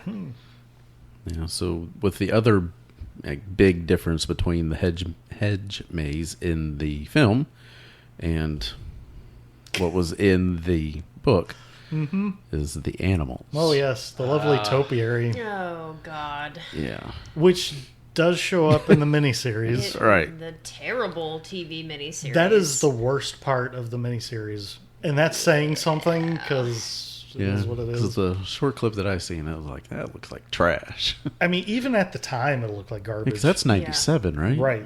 So, Which, yeah, CG's not great, but even that CG was terrible for I its don't time. know. but I mean, we Jurassic already- Park. Exactly. We already It's had already been Jurassic out. Park. When you put in enough time and effort and money into it, You're right, yeah, it can you- look great. Yeah. They Are they you did trying not. to say they wouldn't have invested in that? Not for a TV Like they couldn't miniseries. find an axe for Jack to run around with? He was running Well, around with that hammer or whatever it In the was. book, it's a croquet mallet, Croquet mallet. which is that's why they used it in the miniseries. And I don't know about you, but a croquet mallet it. Isn't as isn't as- intimidating. no. Yeah, No, because it's scary. usually really colorful and lightly colored, and It's associated with a game. they look kind of funny. they also mean- yeah. Yeah. You might survive a croquet mallet too. Yeah. An axe, Much you're more likely, probably yes. not going to survive. Just Well, the throwing that mallet out would there, probably too. break after one or You two mean if hits. somebody chopped your head off, you couldn't I survive don't that? know. I don't know. Man, Hmm. who'd have thought? What if you take like an axe right to the chest area? Like Halloran did? Exactly. Just rub some dirt in it. It's but a flesh wound. I got better. Tis but a scratch. Yeah, another thing about Garrett Brown, many of the ultra-low tracking corridor sequences that he filmed, the Steadicam was mounted to a wheelchair that grips would either pull backwards or push forward, That's right. depending I on the forgot about requirement of the shot. Mm-hmm. So, It's only weird if it doesn't work. that. Right. I mean, all the style and stuff that went into this film is wonderful because you don't think about it as you're watching it that Danny's always running away from the camera in the maze, and Jack is running at the camera in the maze. That's the crap that they teach you in film school to look for. Yeah. And it's once you start noticing those things, it blows your mind when you start actually seeing this stuff. It makes sense because it's kind of putting you in the perspective of you are Danny and you're seeing Jack come after you. Right. You're hearing the loud yelling. You're not just identifying with him, you're literally personifying him. Right. You're seeing it through Danny's eyes. Because the shots of Danny, he's looking over his shoulder all the time. And he's so small, he takes up a small amount of the frame, so you could almost make it first person. Yeah. So many great little shots. I mean, just the opening, it's just so beautiful. I mean, the shots that they get, it's clean. A lot of other films that you see that are 40 some odd years old, grainy, the transfers aren't very good, and That's why, you got to find a good transfer, and sometimes it's not easy to do. Yeah. If it's shot on good film and it's been preserved well, some of that stuff, it looks like it could have been shot yesterday. Yeah. Well, not everybody has a Disney Vault. To hide stuff in. Also, yes. The other thing I love about Kubrick's style, which you definitely see in this movie a lot, are the slow dissolves from scene to scene. Yeah. Very long dissolves. Well, and then you also have like Tuesday. cymbal crashing and then Tuesday. Yeah. Yeah. It's Like quick the build cut up to the build title up to card. music and then Tuesday. Yeah. Quick One, cut title one card. month later. Yeah. And then it cuts back to outside shot. Oh, yeah. There, It works. yeah. Yeah, I mean, some of the explanations is kind of interesting that because they do that with Halloran's scene where he's watching the weather in Miami where they're reporting about Denver. How convenient. And so he hops on a plane after being told that no flights are going in and out of Denver because of all the snow. And hey, guess what? He's able to find a flight that can make it in. And gets in the snowcat or whatever it is and gets up to the hotel. And That's right. That's Durkin. yeah. The guy in the gas station Oh, that he okay. borrows the snowcat from. Okay. I love his explanation for needing to borrow the snowcat. Yeah. Those people up there, they turned out to be real assholes. So I got to go up there and find out if they need to be replaced or not. Right. He was talking about Kubrick in that scene. He might have. I'm kidding. Like, I'm only in a few scenes here already at this point, and I'm already This guy's fucking a real pissed. asshole. Yeah. What's up, Doc? Even if I was a little kid, I would cringe if somebody did that to me. He does it pretty well, though. Oh, Yeah. yeah. How did you know that we sometimes call him Doc? He even looks like a Doc. Yeah. Right. Well, I must have heard you say it. I love that for I must have heard it. Like instead of saying, "Oh, I just heard you say it." Kind of like using a Jedi mind trick on it. Kinda, yeah. These are not the droids you're looking for. Right. You want to get some ice cream, Doc? Chocolate ice cream. Yeah, and Halloran gets back, and he's not there long, and all of a sudden, X to the chest. Welcome back. Yep. That's another one of because Halloran lives in the book, Mm-hmm. and Kubrick's like, "Why?" But I remember reading a discussion with Kubrick, and his idea was to actually have the kid die. And they were like, "You can't have a kid die in your movie." It's like, "All right, I'll have the black man die in my movie, I guess." Right. I'm like, ugh. Another horror movie that does that. All right. Yeah. Yeah. At least he makes it close to the end. No, it's Right, because not he'd the been first 10 minutes. Right. because he'd been gone from the movie for about an hour and a half. Right. Yeah. So Yep. yeah. I mean, there's not a whole lot of explanation about Tony and who Tony is, just like an imaginary friend. Not in the movie. Right. In the book, it's his future self Mm-hmm. talking to him in the past, which is also in the miniseries. And it's weird because you just see like this 20-year-old floating guy talking to him, Oh, which is God. kind of weird. Yeah, it's really bad. Yeah. I mean, that just sounds very, like, cringe. Whereas, like, Oh, yeah. when you have Yes. a kid talking to his finger and his finger's wiggling, Yeah. that's kind of creepy. Yeah. And all kids, well, now most kids have an imaginary friend at some point. All right, they just find themselves talking out loud to themselves. Sure. Even as adults. Yeah. Yeah, I do That's it. true. I'm I not do gonna that pretend. a lot. Yeah. Sometimes your imaginary friend grows up with you. Well, and I think it's creepy because he does the weird fucking voice. The voice is what. That's what always creeps me out with it. Yeah. Yeah, what does he say? Danny's not here right now, Mrs. Torrance. Yeah, You know, and- that, what? If I heard my He's son got a voice doing that, box. I know, a voice modulator. Right. Be like, anyway, you're going up for adoption now.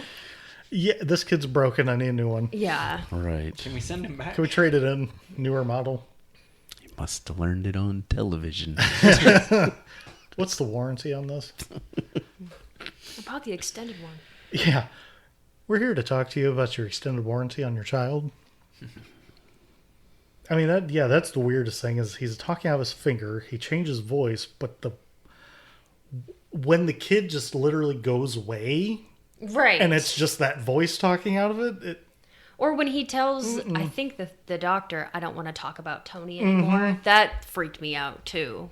Like, yeah, because she's like, because now he's hiding something. yeah, and she's clearly trying to find out, does he have mental issues? Is this a right. schizophrenia? Is this multiple personalities? Whatever. Does he tell you to do bad things? Does he tell? I don't want to talk about it. Uh-oh. Okay. That's a red flag right there, guy. Yeah, that's no Yep. good.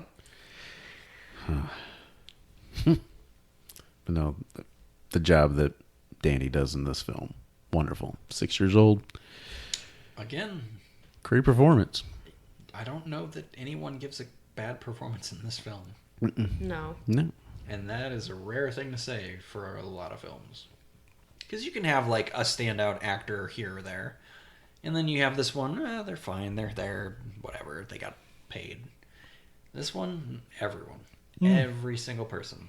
And I did see in that making of, they showed the scene where he's in the gold room when it's filled with all the people. Mm-hmm. And he's on his megaphone talking to him, giving direction. And his direction was, act like you're talking, but do not say anything. Go figure. But do not nod your heads. As you're talking, nobody nod their heads. And I thought, that's a really odd piece of direction to give. So when I was watching it today, I was kind of looking for it and kind of scanning the room. And what I noticed was, because nobody's heads are moving, you don't want to focus on any of them. You want to focus on Jack. Right. And I thought that's genius. right. Well, and also, you would figure if no one's actually talking and they were nodding their heads, you would start to pick up on that a little bit. Yeah. One, because of the movement, and two, It that's generally what you do when you're trying to pretend. Right, we'll say. you're projecting, with either you're talking with your hands. Exactly. Whereas I know a lot of acting classes, you'll be in the background, you'll play an extra or whatever, and that's exactly what they tell you to do. Don't talk, but don't. And if you are supposed to say, have a low audience or background, Like a grumble. there's a phrase. Rhubarb. Rhubarb or rhubarb pie or Yeah. there's a couple of words. There's a couple of famous ones. Yeah. That gives off the mumble. It just- makes Right. your lips look like you're saying other words, but it gives that sound of low conversation. But if you look in the back, you can see everyone's mouths are moving, but their heads are just. And I thought that's genius because if you see any movement, your eye is going to right, be you might "What focus is-" on, what's she doing? She's Yeah, what's bobbing her going on head, or back- he's got. And I found it kind of a struggle to what's going on back there? Because all I want to see is this dude in this red jacket kind of strolling across up to the bar. Mm-hmm. Creepy Jack Nicholson. Yeah. I thought also maybe it's another thing just because they're like ghosts or specters, their imagination, they're there, but they're not there. So I don't know. It was pretty wild. Again, leaves it open-ended. Right. Yeah. Come up to your own conclusions.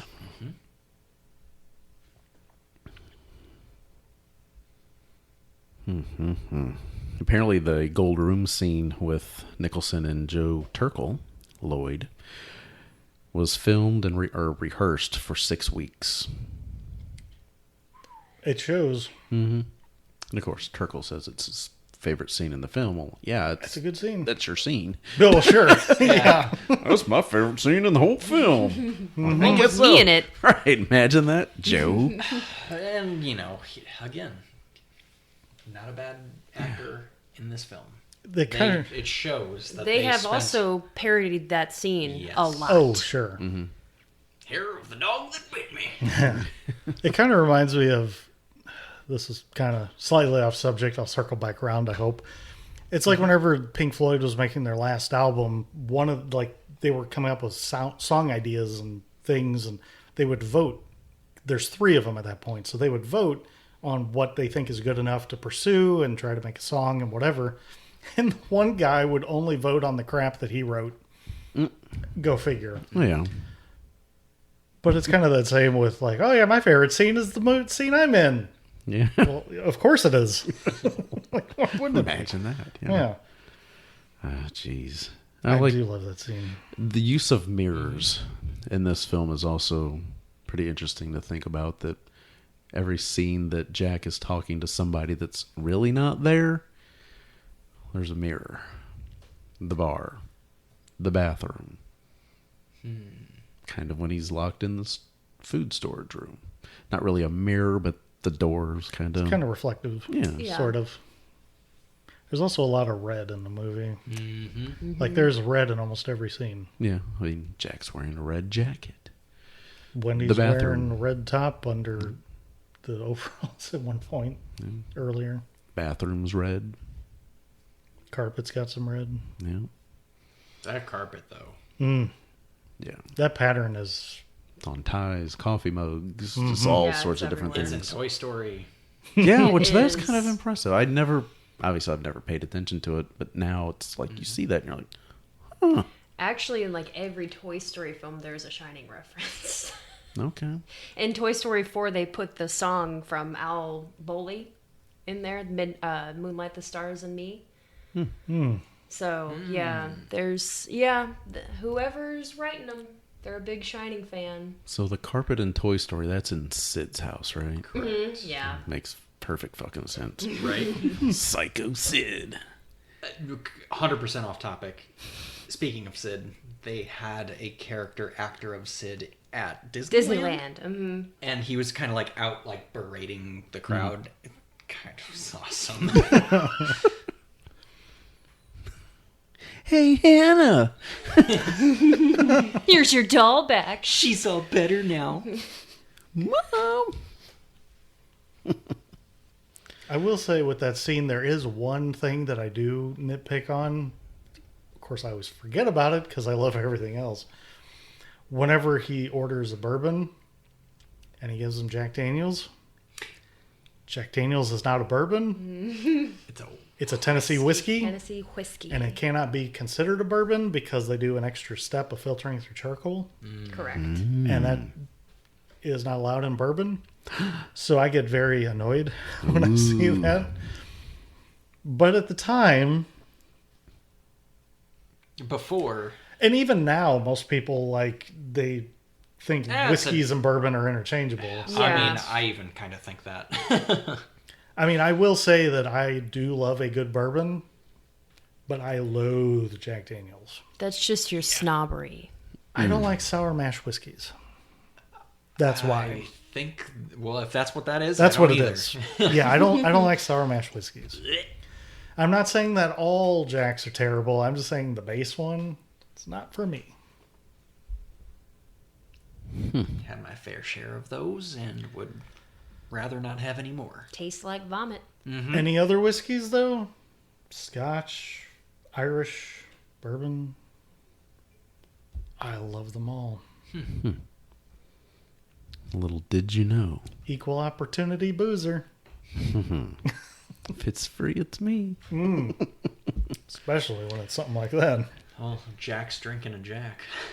Yeah. Yeah. Awful Yeah. lot of There's Jacks in that. this. That might be why they went with it.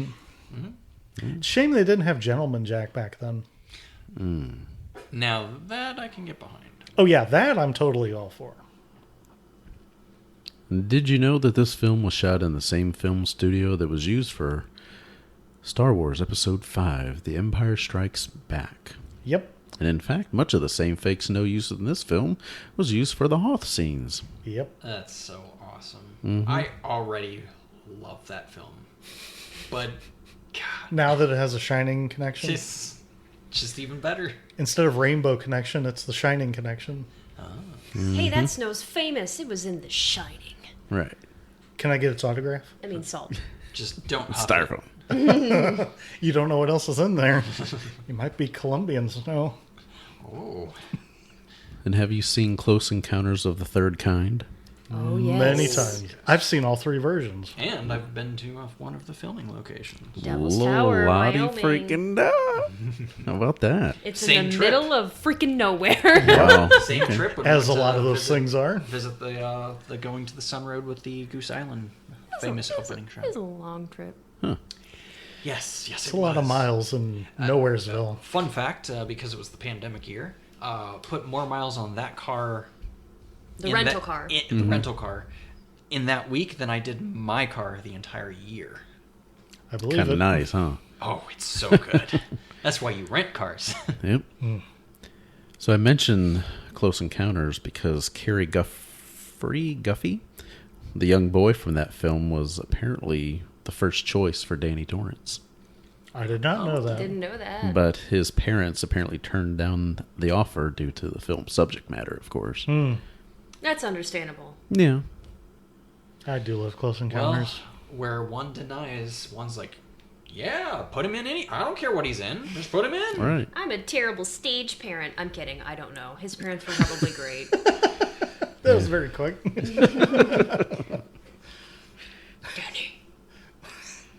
I wonder if growing up, like his friends knew he was in it and they would do that to him. Didn't he say that they did kind of I don't know. give him a I little bit wonder. of crap? Because if I had a friend who's, I would totally give him that kind of crap. Oh, yeah. Right. Yeah, because there's always kids that would see the things your parents wouldn't allow you to see. Well, Oh, it's, sure. it's like when Christmas time comes around and Kevin does something, everybody's like, Kevin! Yes. Right. Home Alone. Yeah. That's why I tend to send memes that I find that are filled with a damn it Kevin somewhere in there. Yeah. It's like my name is more and more known now than it was when I was growing up. And not just because of that movie. It just seems like more and more people are naming their sons Kevin. Oh, I Or felt at least like I've run into them. I was totally like I never knew anyone else with my name, and then oh god, Justin Timberlake was a thing, and suddenly everyone loved the name. Yeah. Try having a biblical name. Oh, It's everywhere. try then going into college and being in a class with somebody named Kelly. The month that From Justin to Kelly came comes out. Yeah. And so that's the only thing I would hear about. They're like, you have to get together because there's a movie with this title. That's more reason not to. Kill me now. There was always at least one other Sarah in all of my classes. The most was my 4th grade class. We had 5 Sarahs in my class. Wow. Why they did that, I don't know. Our teacher had to rename us. I'm not even kidding. Have to go by like middle names or something? Yep. Or she made my name up. She called me Claudia. There you go. She said I looked like her friend Claudia growing up. Okay. So I didn't have another Justin until my sophomore year. And then he stayed and we ended up graduating together. Then we ended up somehow going to college together. And then he moved in and became my roommate for years. And now we just call him roommate. yeah. And then one night, And they were roommates. his best friend growing up was also named Justin. Oh my goodness. Who happened to move in with another guy named Justin. And at one point, they stopped by, and we had 4 Justins in the same room. It was the night of the living Justins. Yeah, we thought the universe was going to Justins, no implode waiting. because the Wasn't- equilibrium was off. Oh, wasn't one of the lead singers or somebody in the band Hoobastank also Justin? Or am I making that up? No, the lead singer's Doug. Okay, never mind. I'm thinking something. I I'm met him, though. shocked that Yes, you I knew know, that. I know. I met him once. I mean, who remembers Hoobastank? I like that one album. The Oh, first boy. one. Or the second one. I say the first Actually, one. I think I like both. I like the first Different one better. reasons. Yeah, I like the first one better Sure. overall, but I kind of like the second one. Just reminds me of high school. I will say the 2 dudes that I For met, better. Doug and Chris, Doug's lead singer, Chris's drummer, they're both super cool guys. I will say that. I've seen all 30 minutes we chatted. He was cool they were cool for the 30 minutes, so. Okay. Just throwing it out there. Danny Lloyd grew up to be a professor of biology at a community college in Elizabethtown, Kentucky. Good What for he, him. I did what know he's still that. doing now, I'm not sure. Maybe he's still teaching. I don't know. It's possible. Oh no. Good to not follow down that horrible child actor path. Right. Yeah. Yeah. There are more casualties than successes. Danny Bonaducci. Mm-hmm. One Wonder of if I'll many. be contacting him soon. Yeah. Never know. Never know who you're going to pull in your league queue. Oh, boy. Yeah, it's still pretty interesting, though, about the whole... It's the January 1978 issue of Playgirl, in case you were wondering. Yes. Yeah. Issue listed on the cover, an article on incest, and another titled Interview. Mm-hmm. The selling of Starsky and Hutch, David Soul. Yes, David Soul, Yeah. who was also a Stephen King reference. He was the main guy in Salem's Lot, the original miniseries. Hmm. He's a pretty good actor. I forget which. He was in Starsky and Hutch. I can't remember which one he was. He was the blonde one. I always get them mixed up. I Right, don't I know. can never keep them straight. So. I don't know. Another failed remake of Starsky and Hutch happened. Yeah. We pretend it didn't. Yeah, with Owen Wilson. I was Ben Ben just, Stiller. Stiller. yeah, I Yeah. was just thinking that one. Ouch. Yeah, that came and went, and You know, it's a thing. And Yep. Snoop Dogg was in it, I think. Wasn't he playing Huggy Oh, Bear? boy. oh god, I forgot all about this. It's like, I okay. think I've only seen it once when it came out. That's okay. That's I- all you need to see it. I think I saw it on TV once, and I was like, okay, I can forget about that now. It isn't that the movie, the scene where Ben I don't know. I Stiller don't remember. does the do it. You know, where he's kind of dressed Oh. in disguise at the, I don't even know what kind of event it is, but he's got this disguise on. He's telling the other person, do it. It's like what he's trying to get the other guy to basically commit. I mean, that seems like any Ben Stiller film anyway. Yeah. Do it. Good. Goofy.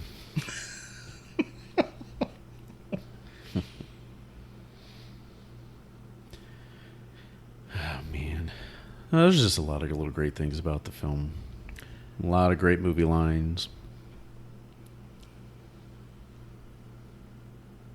Very quotable lines. Yes. Mm-hmm.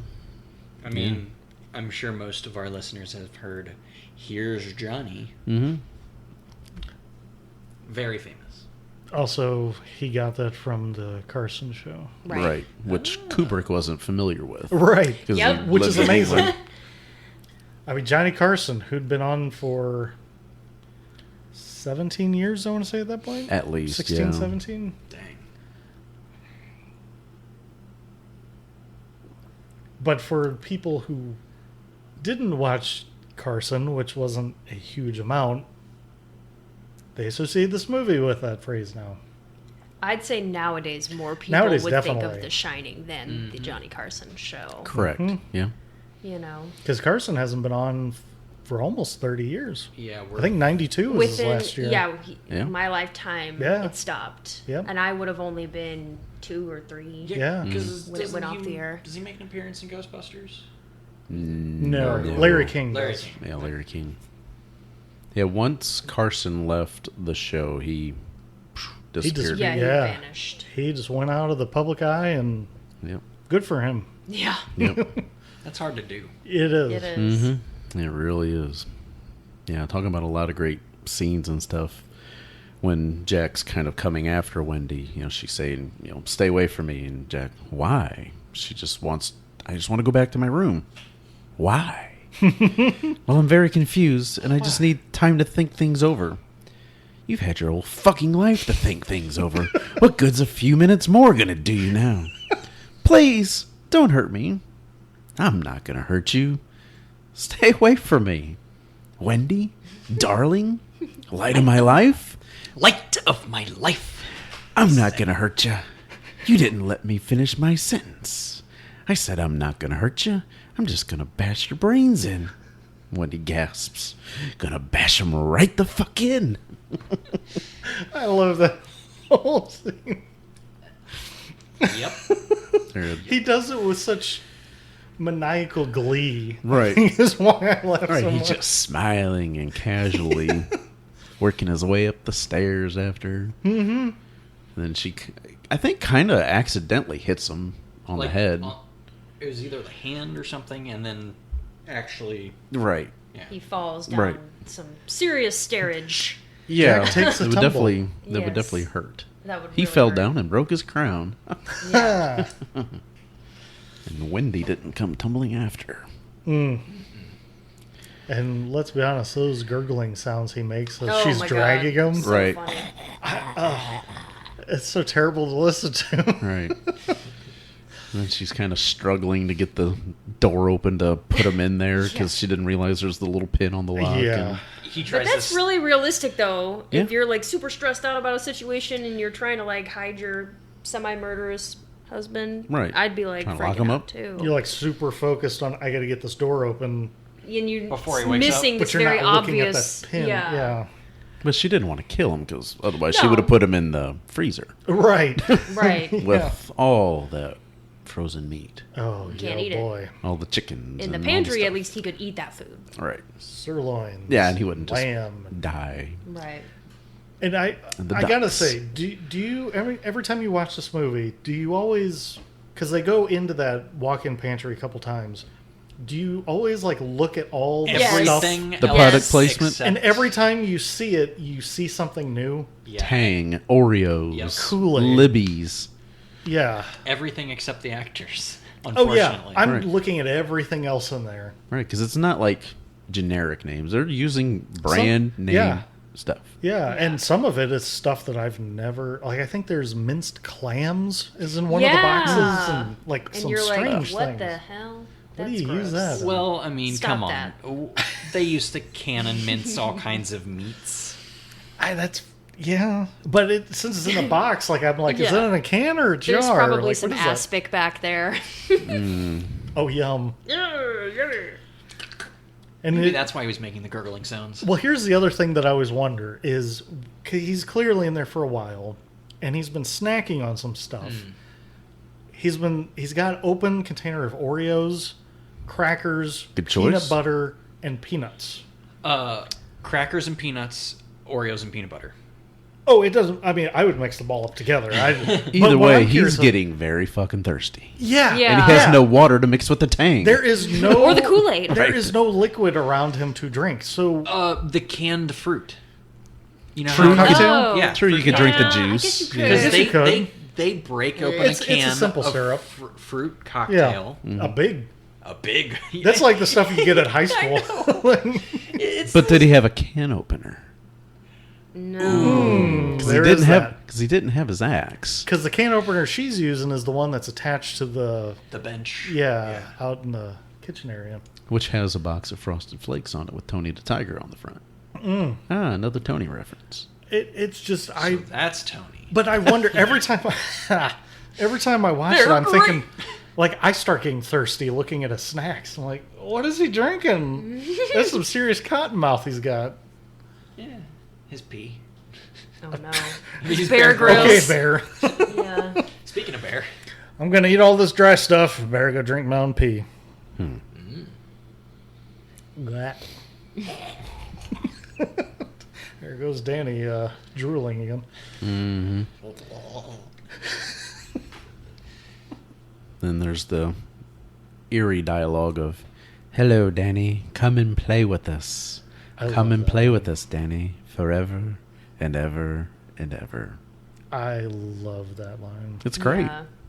Because the first time you see the girls, they just walk in the game room where Danny's hanging out, and next thing you know, poof, gone. They turn Yeah, around, they Turn around and walk just out. walk and they're out. gone. They could be just like people there. Mhm. Like you don't know. All right, at that point, you don't know, because I think that's during the kind of walkthrough and stuff. Oh, Danny's off in the game room. Yeah. Throwing darts or whatever. You get tired of bombing the universe there, Dan? And then you see them all hacked up in the hallway, and you're like, "Oh, that's who they are." Yeah. Oh. They were Right. corrected. Yeah.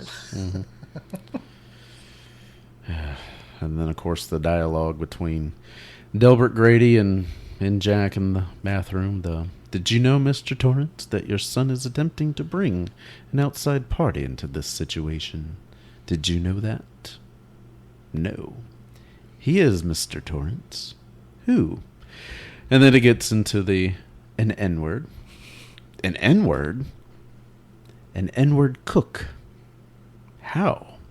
Your son has a very great talent. I don't think you are aware how great it is that he is attempting to use that very talent against your will.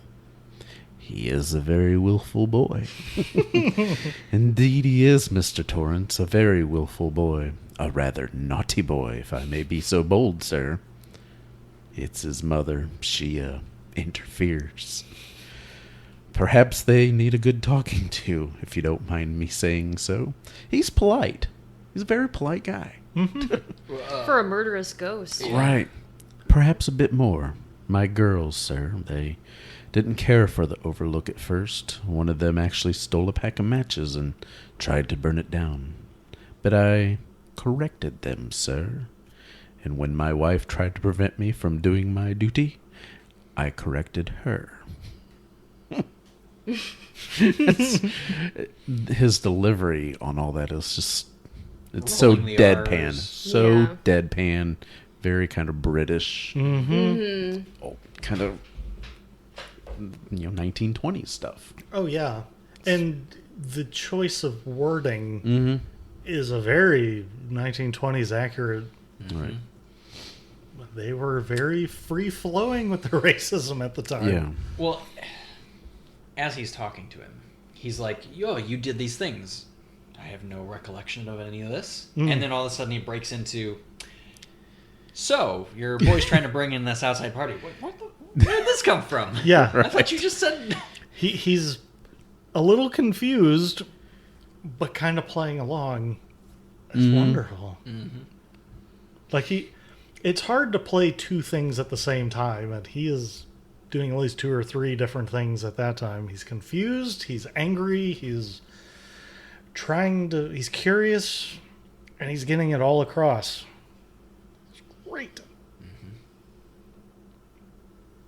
And that look at that bathroom. And that's a signature Kubrick thing. Bathrooms. Oh, yes. Loved shooting bathrooms. And very eccentric bathrooms. Yeah. Because the 237 bathroom is... That's something else. Yeah, it is. Seafoam green and... Got some peacock designs in the carpet and... And it's much larger than you would expect the other rooms to be based on the door placement. Looks like it's 2 or 3 suites, or it's a big suite or something. It's a sizable place. Yeah.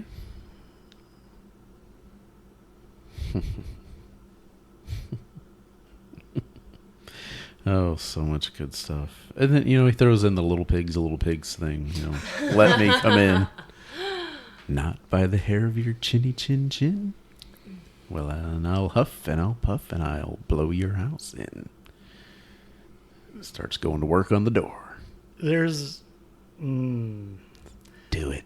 There's a reference to the book there that, of course, Kubrick's like, oh, I'll just do this differently. But Because King. there's a huff and a puff and that whole thing. That's What Roger was doing. Yes. That's what Roger says Oh, okay. in relation to it. That's why you hesitated. Yes. Okay. He changes the word slightly, but Roger's the one that actually says that in the book. Wow. Uh-huh. You know what? I could see King writing that. Yeah, that sounds about right. Yep. The dialogue is so realistic, you guys. Well, Kubrick's is. No, I'm talking about King. I know. Yeah. When he's on, he's on. And when he's weird, he's weird.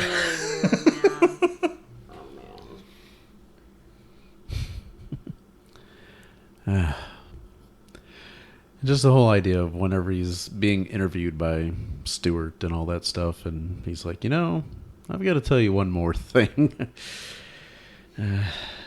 After he finishes telling Jack the story, Jack says, well, that is quite a story. And Stewart just kind of like shaking his head. He's like, yeah, it is. It's still kind of hard for me to believe that it happened here. It did, and I think you can appreciate why I wanted to be the one to tell you about it. I certainly can, and I also understand why your people in Denver left it for you to tell me. Yeah, it's well, obviously some people can be put off by staying alone in a place where something like that actually happened. You think? A little Well, bit. it depends on what kind of person you are. True. Yeah. People like us would be We like, sign seek us it up. out. Yeah. Right. Cool. That doesn't scare me. Yeah, and his No. reaction is kind of laissez-faire. Of, Yeah, it's like- okay, well, thanks for telling me. Yeah, rest assured, Mr. Ullman, it's not going to happen to me. As far as my wife is concerned, I'm sure she'll be absolutely fascinated when I tell her she's a confirmed ghost story and horror film addict. Well, that sounds Sounds familiar. accurate. Yeah. Yeah. Some of the murder stuff she listens to. Yeah. Brad can't handle it. We describe it as murder porn. Okay. Well, okay, that's like HLN type stuff. Just saying. I'm talking like Investigation Discovery. Oh, well, I don't watch that. It's all like, oh, this person cheated on their spouse, so they decided to kill their spouse, and this person did this thing, so they decided to kill them, and then they killed other people, and it's just, I think that was called Snapped, and I think it was on Oxygen. I mean, there's that too. There's Yeah. so many different ones that Yeah. do the same thing. SNL did a song about it called, but it's a group of women who can't wait to go home so that they can put their feet up, grab a glass of wine, and watch their murder porn. And it's all about them watching Investigation Discovery stuff, and it's quite amusing. I am not familiar with this. I'll have to find it. Neither am I. I'll have to find it. I chuckled. Because I know a lot of people who do that. And apparently there were, references made to the hotel being built in 1907 to 1909, and that there were some possible Indian attacks during the construction, but American Indian Wars were over by 1890. Mm-hmm.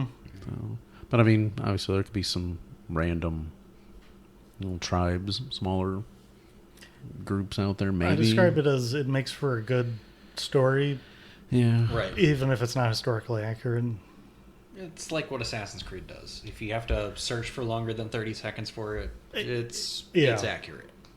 More believable that it would be a native burial ground. Right. Um, That is Right. very and probably believable. stolen land, right? Yeah, You which know. makes perfect sense. But That would that's- make sense. That's still kind of an odd location for a hotel, though.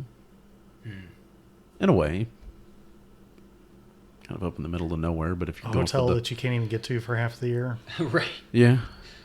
Well, there's a lot of ski resorts like that. Don't worry, global warming's coming. You'll be able to get to That's it year true. round. That's fair. If you're from Miami, you're all right. Now it'd be no problem to get to the Overlook. Right. Well, the Sidewinder, you do get snowed in there for real. But that being said, you can probably go there for more than 6 months out of the year. Probably more like 9. Mm-hmm. Or 8. Yeah, More than 6. definitely more than 6. Less than 10.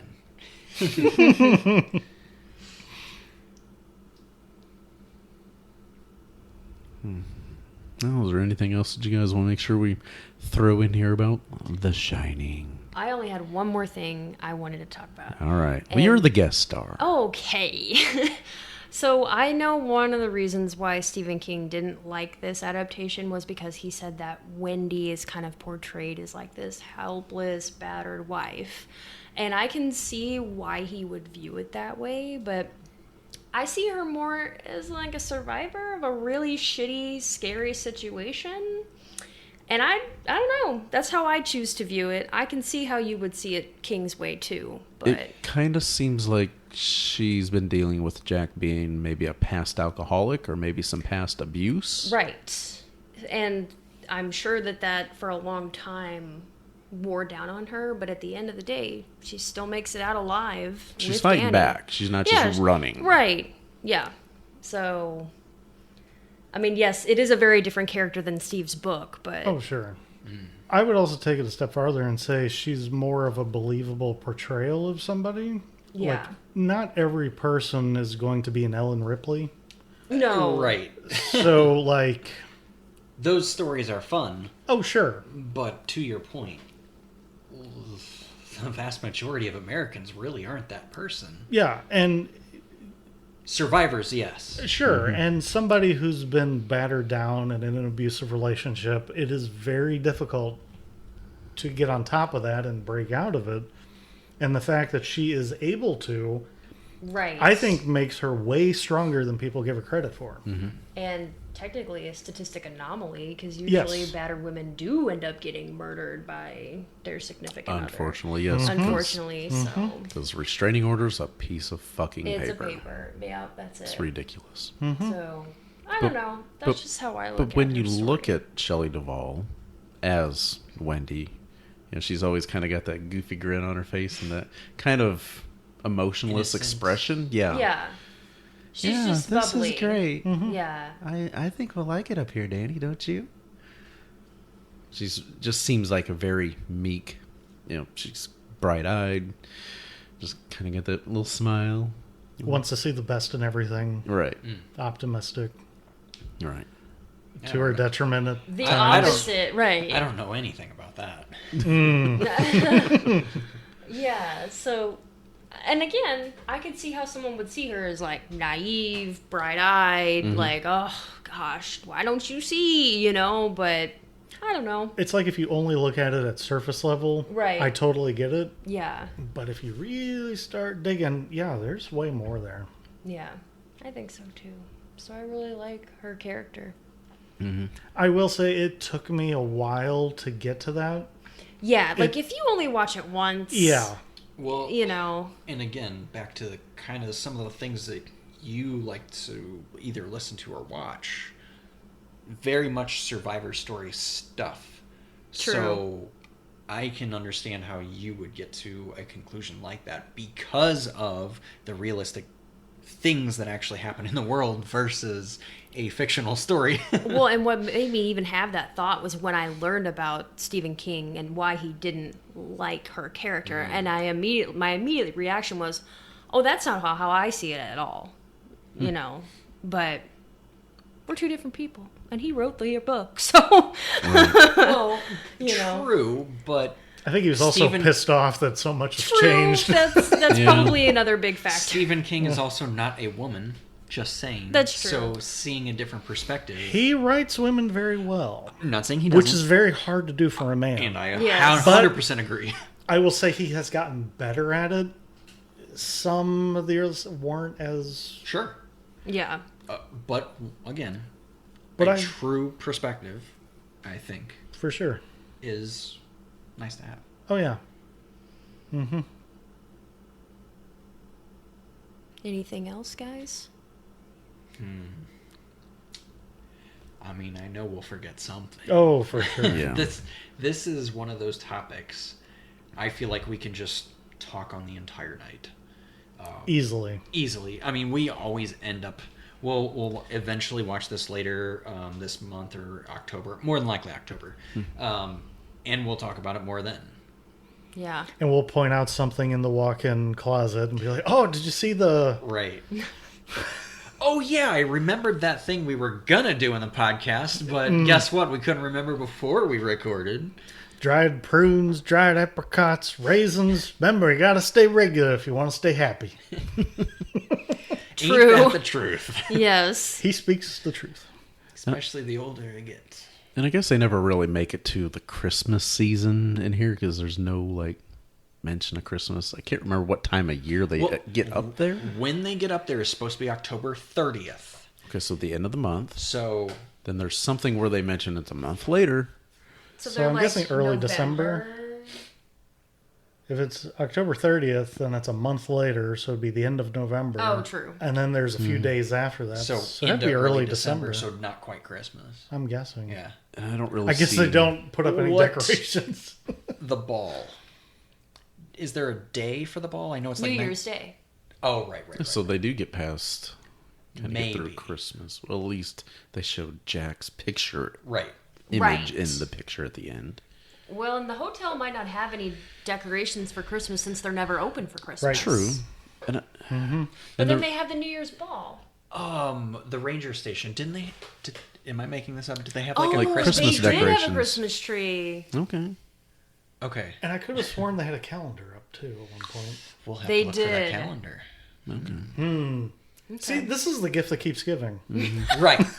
Again, you can watch this film 100 times. You'll find Yeah. something new every time. Sure. And it's also nebulous, and you're like, oh, wait a minute, wasn't that there? And it was what time? I But think wait that's a on second. purpose. Yeah, you lose kind of some track of Yeah. time and all that. Which I would definitely say is on purpose, because Agreed. if you're staying in a place for 5 months where everything's the same, I would say most of us have experience with that now after last year. Yeah, oh my Huh. God. shocking. Yeah, the whole kind of cabin fever mentality. And Right. What the old timers would call cabin fever.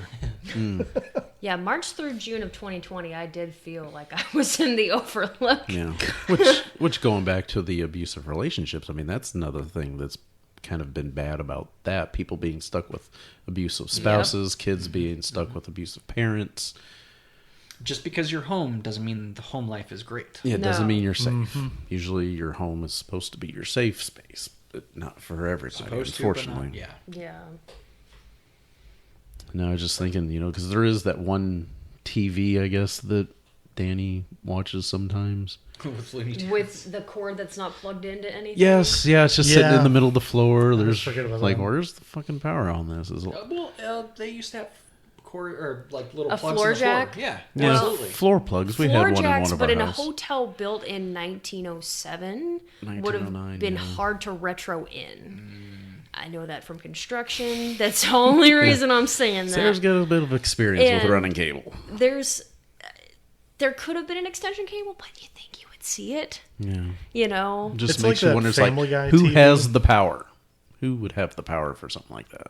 Oh, I know a person who could have the power. I've got the power. I mean, there was a Christmas special after all for Yeah, that blew my mind. yeah, I had no idea. He-Man, She-Ra Christmas special. Mm-hmm. Like what? You're right. Ah, Jesus. Who knew?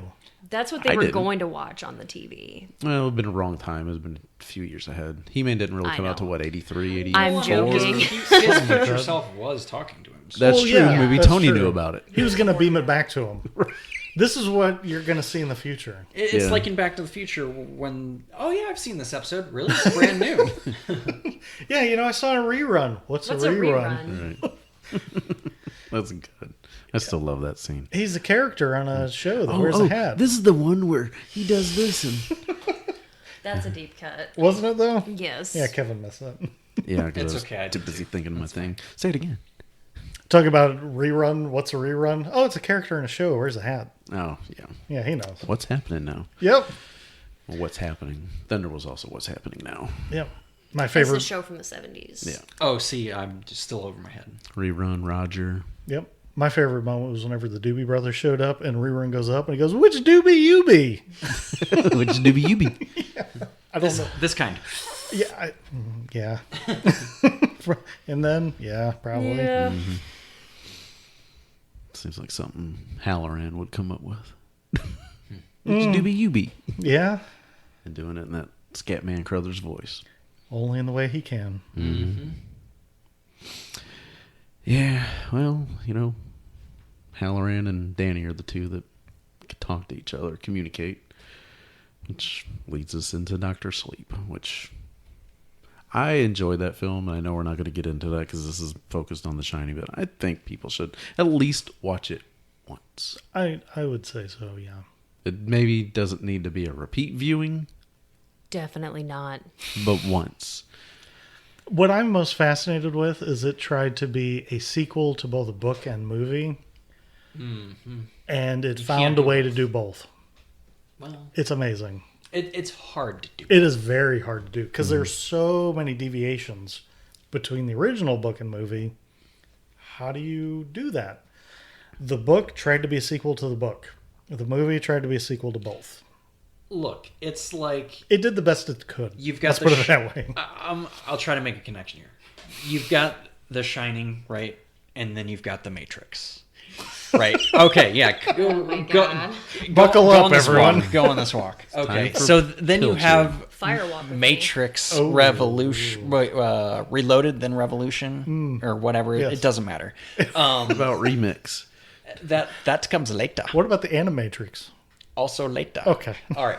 But I forgot that if even you existed. enjoy, I'm sorry. if you enjoy the universe, watch the second one or watch it. If you're curious what happens, watch it. If you don't care, don't watch it. I mean, to me, what I liked the most about it was it explained The Shining more. And kind of showed off a little bit more what who people enjoy, could do. like lore or the behind the scenes stuff, that is a reason to watch it. For people who don't care and like the ambiguity of it, Yeah, that's the word. like Boba Fett, right? Nobody cares where Boba Fett came from. He's Boba Fett. End of story. Don't need anything further. This is the same way. Sometimes you do, sometimes you don't. I think Dr. Sleep is The Shining given the Marvel treatment. Kinda. Yeah. Like they really go overboard with a lot of things that they can do. The way I describe it to people who aren't familiar with it is basically it's taking 3 or 4 pretty decent ideas and putting them all together. And I don't know that all of them really work together. But if you can sit back and turn the brain off, You've just described Stephen King. not entirely. It depends on the topic. Well, In this topic, yes, because it turns The Shining into something a little different. It's something you can actually harvest. You have vampires instead of vampires. They're soul Yeah. vampires. Steam. Yes. They want the steam. The part in the book that I really liked and I wish they would have focused on more, and that's where the title comes from, is him working in the hospice. Right. If they would have just stuck to that, Right. I think it would have been amazing. Right. With, was it Azrael that, The cat. yeah. Yeah, like that whole knows idea. to go into Yeah. the room when the person's It- ready love to that. pass. yeah, that kind of makes for a pretty cool idea. Right. That by itself is an and interesting it's a idea. simple idea that It's can simple be idea. executed well. Right. But Steam you had vampires, though, to. You had to. Yeah, Yeah, the steam that was- vampires part. That was, That's. and they all awkward. dress like they went to Hot Topic, well, which is fine. Like no She- judgment, but If you want to go down that rabbit hole in the book, they talk about how they've been around for hundreds of years, and that oldest guy had been around since like the Roman yeah, Empire, Flick or Grandpa whatever. Flick, Yeah. and they've been around for so long, they've accumulated so much wealth and connections with power that they are essentially untouchable. Right. With They can the get out of any with the situation. FBI and all yeah, that stuff. or whatever. FBI, the local police, the You feds. can't go to the police because they pretty much own the police. Right. The politicians, and I'm sitting here like, this is just trying to, like, anyone who asks, well, why wouldn't somebody just, they're trying to nip that in the bud. And it's like, okay, Right. that's fine. It's just, I don't need a story that grandiose. It's too much. Just reel it back. Yeah. Very Well, eccentric. Shining, very simple, Yes. yep. and it works. Simple, small story, very Sometimes- claustrophobic story. It's like with cooking. Sometimes the simplest dishes are the most delicious. Savory. Yeah. Yeah. And Look sometimes, at pizza. sometimes it can be overcomplicated And froofy and turn too you much. off. Yep. There's also a whole subplot about being an alcoholic and joining AA and all. Oh my god, I forgot. That about all that. I love too. Like if they would have just made that its own story, fine. This almost sounded like it should have been a mini series, and each episode Oh, yeah. focusing on a different thing, Yeah, it would have like an X-Files thing. it would have worked much better as a miniseries, like a limited event, 6 episodes. Not Tops. not Tops. standard television, but it's got to be something HBO. Netflix, HBO. Oh, yeah. Showtime maybe because Yep. of the True Nope, Blood. nope, nope, not Showtime. They ruin everything. Okay, fair. Hulu. Maybe Prime. Maybe. Yeah. Hulu and Netflix probably be the best choice. Yeah. Yeah. HBO could have did it. Because who HBO did could have. yeah. the JFK one? What was that? 11? 11/22/63. Yeah. And that one was okay. Yeah. That book, minus about 200 pages, is some of the best he's ever done. Yeah. It has one of his best endings, which is shocking because, Oh wow, that's yeah. yeah. But there's Is that Stephen King? Is that Yeah. Stephen King? Yeah. I didn't I realize. didn't either. I forgot all about it. It was- And I I've liked listened to it. watching the show. It was I've watched fun. the yeah, it episodes. streamlined the story way down, It did. and it's pretty good. It was a great adaptation. The idea I thought was a really solid idea. The closet in the back in time stuff. Right. Closet in the diner. Yeah. Yeah. I mean, The thing that I didn't like in the time book is portal. the fact that he came up with the idea, went back, lived for like 2 years, did a thing, and then was like, oh no. And then got out and then started it over again and then relived that 2 years. But it was 5 years in the book. He had to go for 2 years, come out, start over, then go back and do the 5 years. And there's ties into it that do not need to be in there. So like I said, about 200 pages can be trimmed out and it'd be a perfect book. That shared universe in Derry, Maine. I loathe shoehorned in shared universe stuff. Same. Yeah. If it's Isn't there natural, a reference fine. to Derry, Maine also in... There's Not that I something, recall. but I don't know what. There I might can't. be. There's some kind There of is. reference to something. I 'Cause have a you book and I somewhere looked at that each other explains while it. we were watching it, and we rolled our eyes like, "What are we doing?" Yeah.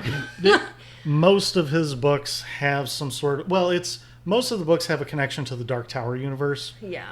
And it just so happens that a lot of those also tie in with it. I don't like shared universe stuff. If it's not natural. yeah. It's hard to do Yes. correctly. Yes. No. Correctly. Correct. They need corrected, sir. All right. Well, that's all I've got for Shining. I mean, it's going to be something I'm going to need to watch again and a couple more times just to try to truly grasp everything. Oh, you'll learn to love it I already enjoyed it after being able to. I mean, hey, I texted you guys and said, forever and and ever.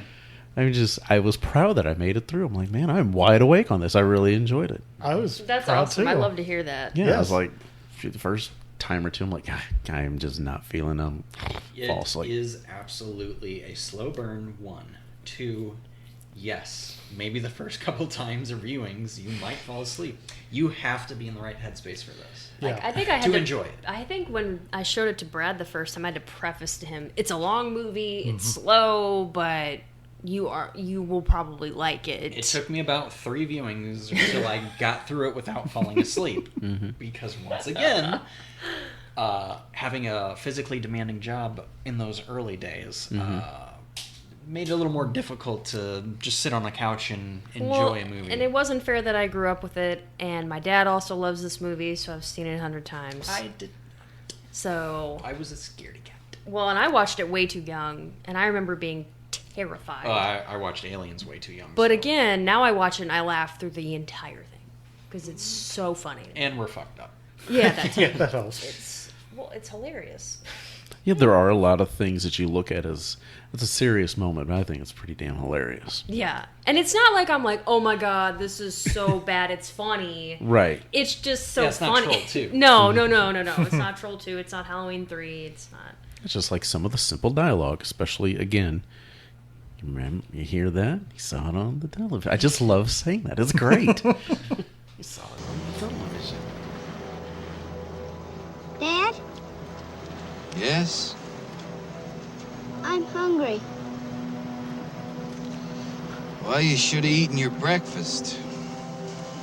We'll get you something as soon as we get to the hotel, okay? Okay, Mom. Hey, wasn't it around here that the Donner Party got snowbound? I think that was farther west in the Sierras. What was the donor party? They were a party of settlers in covered wagon times. They got snowbound one winter in the mountains. They had to resort to cannibalism in order to stay alive. You mean they ate each other up? They had to, in order to survive. Jack. Don't worry, Mom. I know all about cannibalism. I saw it on TV. See? It's okay. You saw it on the television.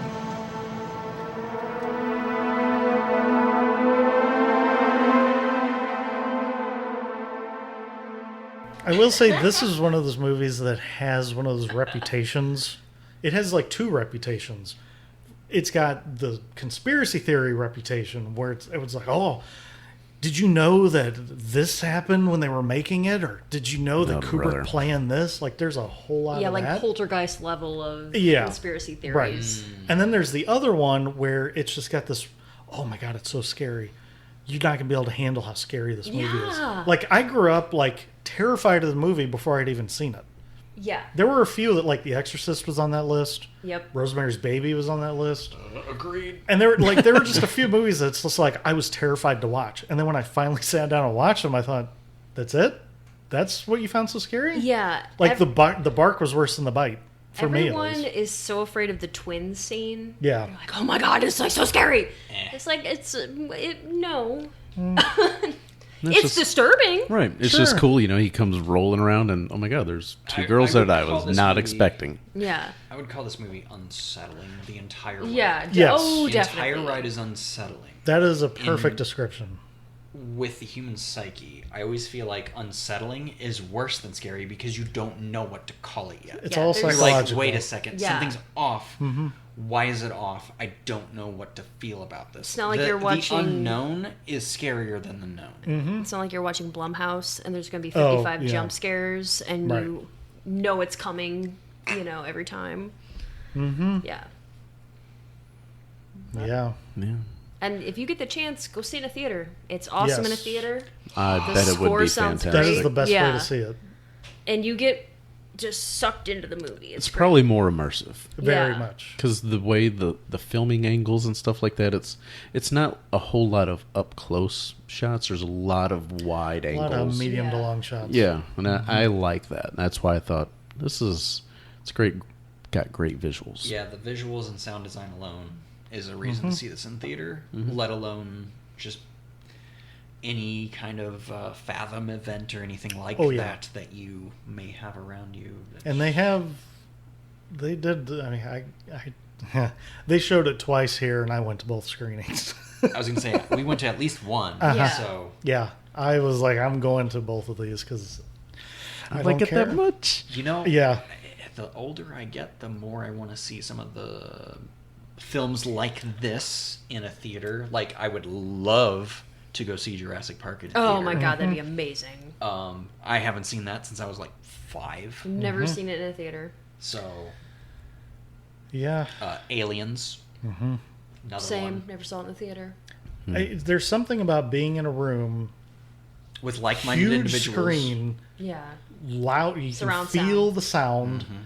And yeah, the people, like, people give theater such a bad rap of, oh, there's people making noise with their eating and talking and laughing and turn off your phones. And But when you see if you're in a good group, I mean, it is, you can't even describe But it. when you revisit a movie like this that you've seen 50, 100 times, it doesn't matter. You know what's happening. I put this on in the background of me working today. Like, and I could play it in my head what exactly was happening.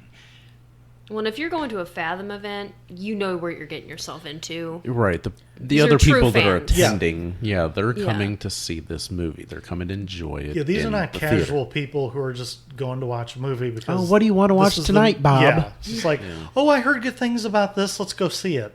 Right. Oh, this Let me has got that let person me give in a great it. example. Interstellar, in IMAX specifically. And the reason I give this example is the spot wherein they're in space and everything's turning and spinning and Oh, shit's God. out of control. Yes. They're talking and then all of a sudden this explosion happens and you feel it in your chest. And you had no idea it was going to happen. And then it happens and it just adds to that extra layer of why you may love a movie, is that feeling that you get while watching it. Mm-hmm. Not every movie can achieve that. You watch like Avengers and it's like, okay, yeah, it's a superhero film, right? But does it give you those feelings that you get out of something like The Shining or whatever it is you're into? Yeah. I know Spider-Man 3 gave me some pretty cool feelings. I mean, I enjoyed it. Sorry. He gave me some feelings too, but I don't think they were the same ones. Indigestion. No, just getting to Close. see Spider-Man and Venom on the big screen was wonderful. Eddie. Yeah, I thought that, and then I saw it. Yeah, I know, but I was like, oh, this is going to be cool. Oh. It's fine. We've got new Venom with Tom Hardy, which fair. we could just have Tom Hardy and Venom like walking down a city street, and I'd be fine with it. Yeah, an hour and a half of them just talking to each other, roaming Right. the streets. I'd be all about that. Yeah. the Brock sessions.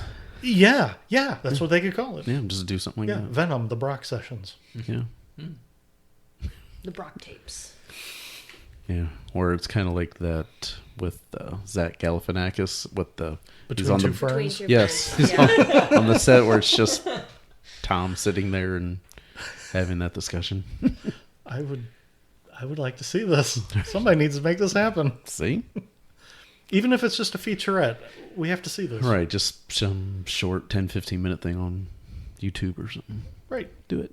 Do the thing. Do the thing. Just poke it.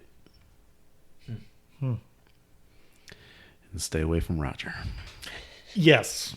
Leave Roger Or out don't, of this. if you're into that. Well, to be fair, Oh. from what I gather, Roger is kind of obsessed with only one person, so Apparently, I think he'd be all right. I think we saw who. Yeah, it is who you think. So that does it for me. I think everybody else is pretty much wrapping this thing up. So let us know what your thoughts are on The Shining. Have you seen it? Have you fallen asleep? Do you enjoy it? Is it one of your favorites that you watch every year or every so many months?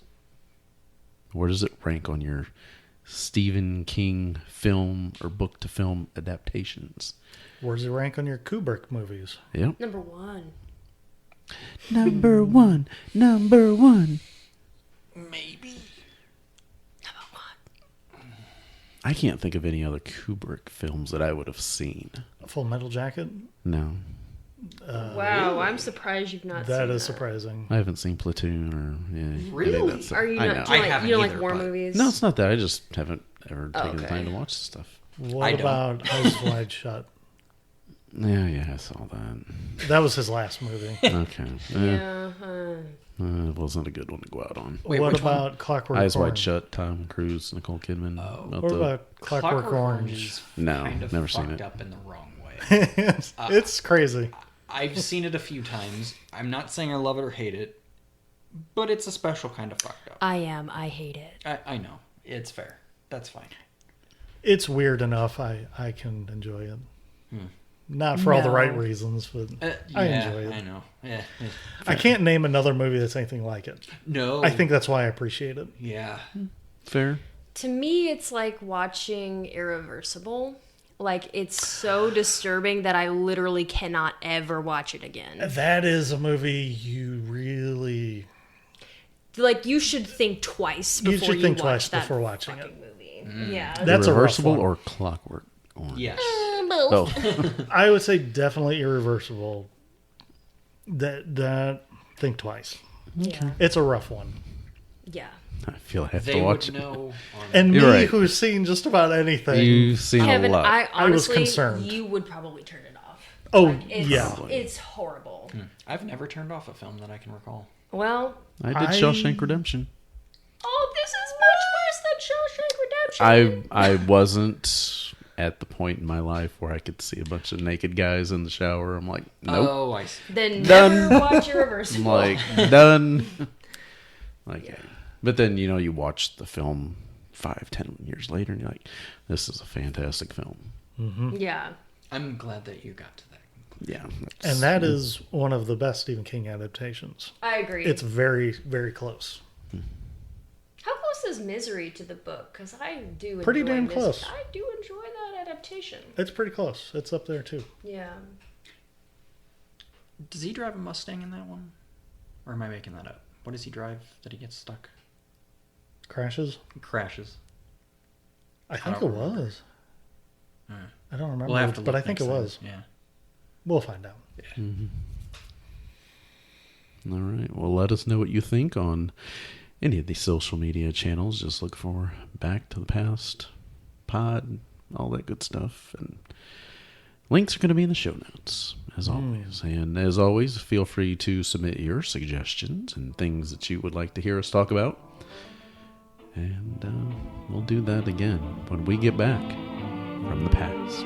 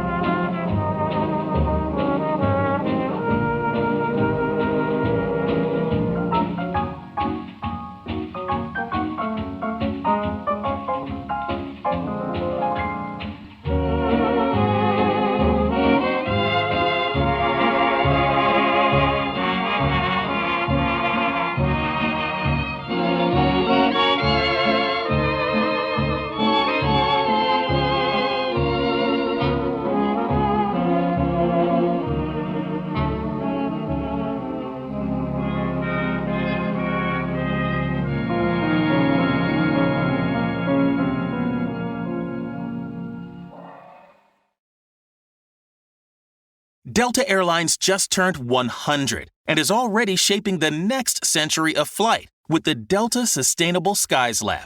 Here, they're building the future of flight. Think electric air taxis and next-gen aircraft aiming to cut fuel burn significantly. And this isn't just future talk. Today, their fleet of Boeing 737s have marine-like finlets designed to reshape airflow that reduces drag. The future of travel is more sustainable, and Delta's leading the way. Learn more at delta.com/sustainability.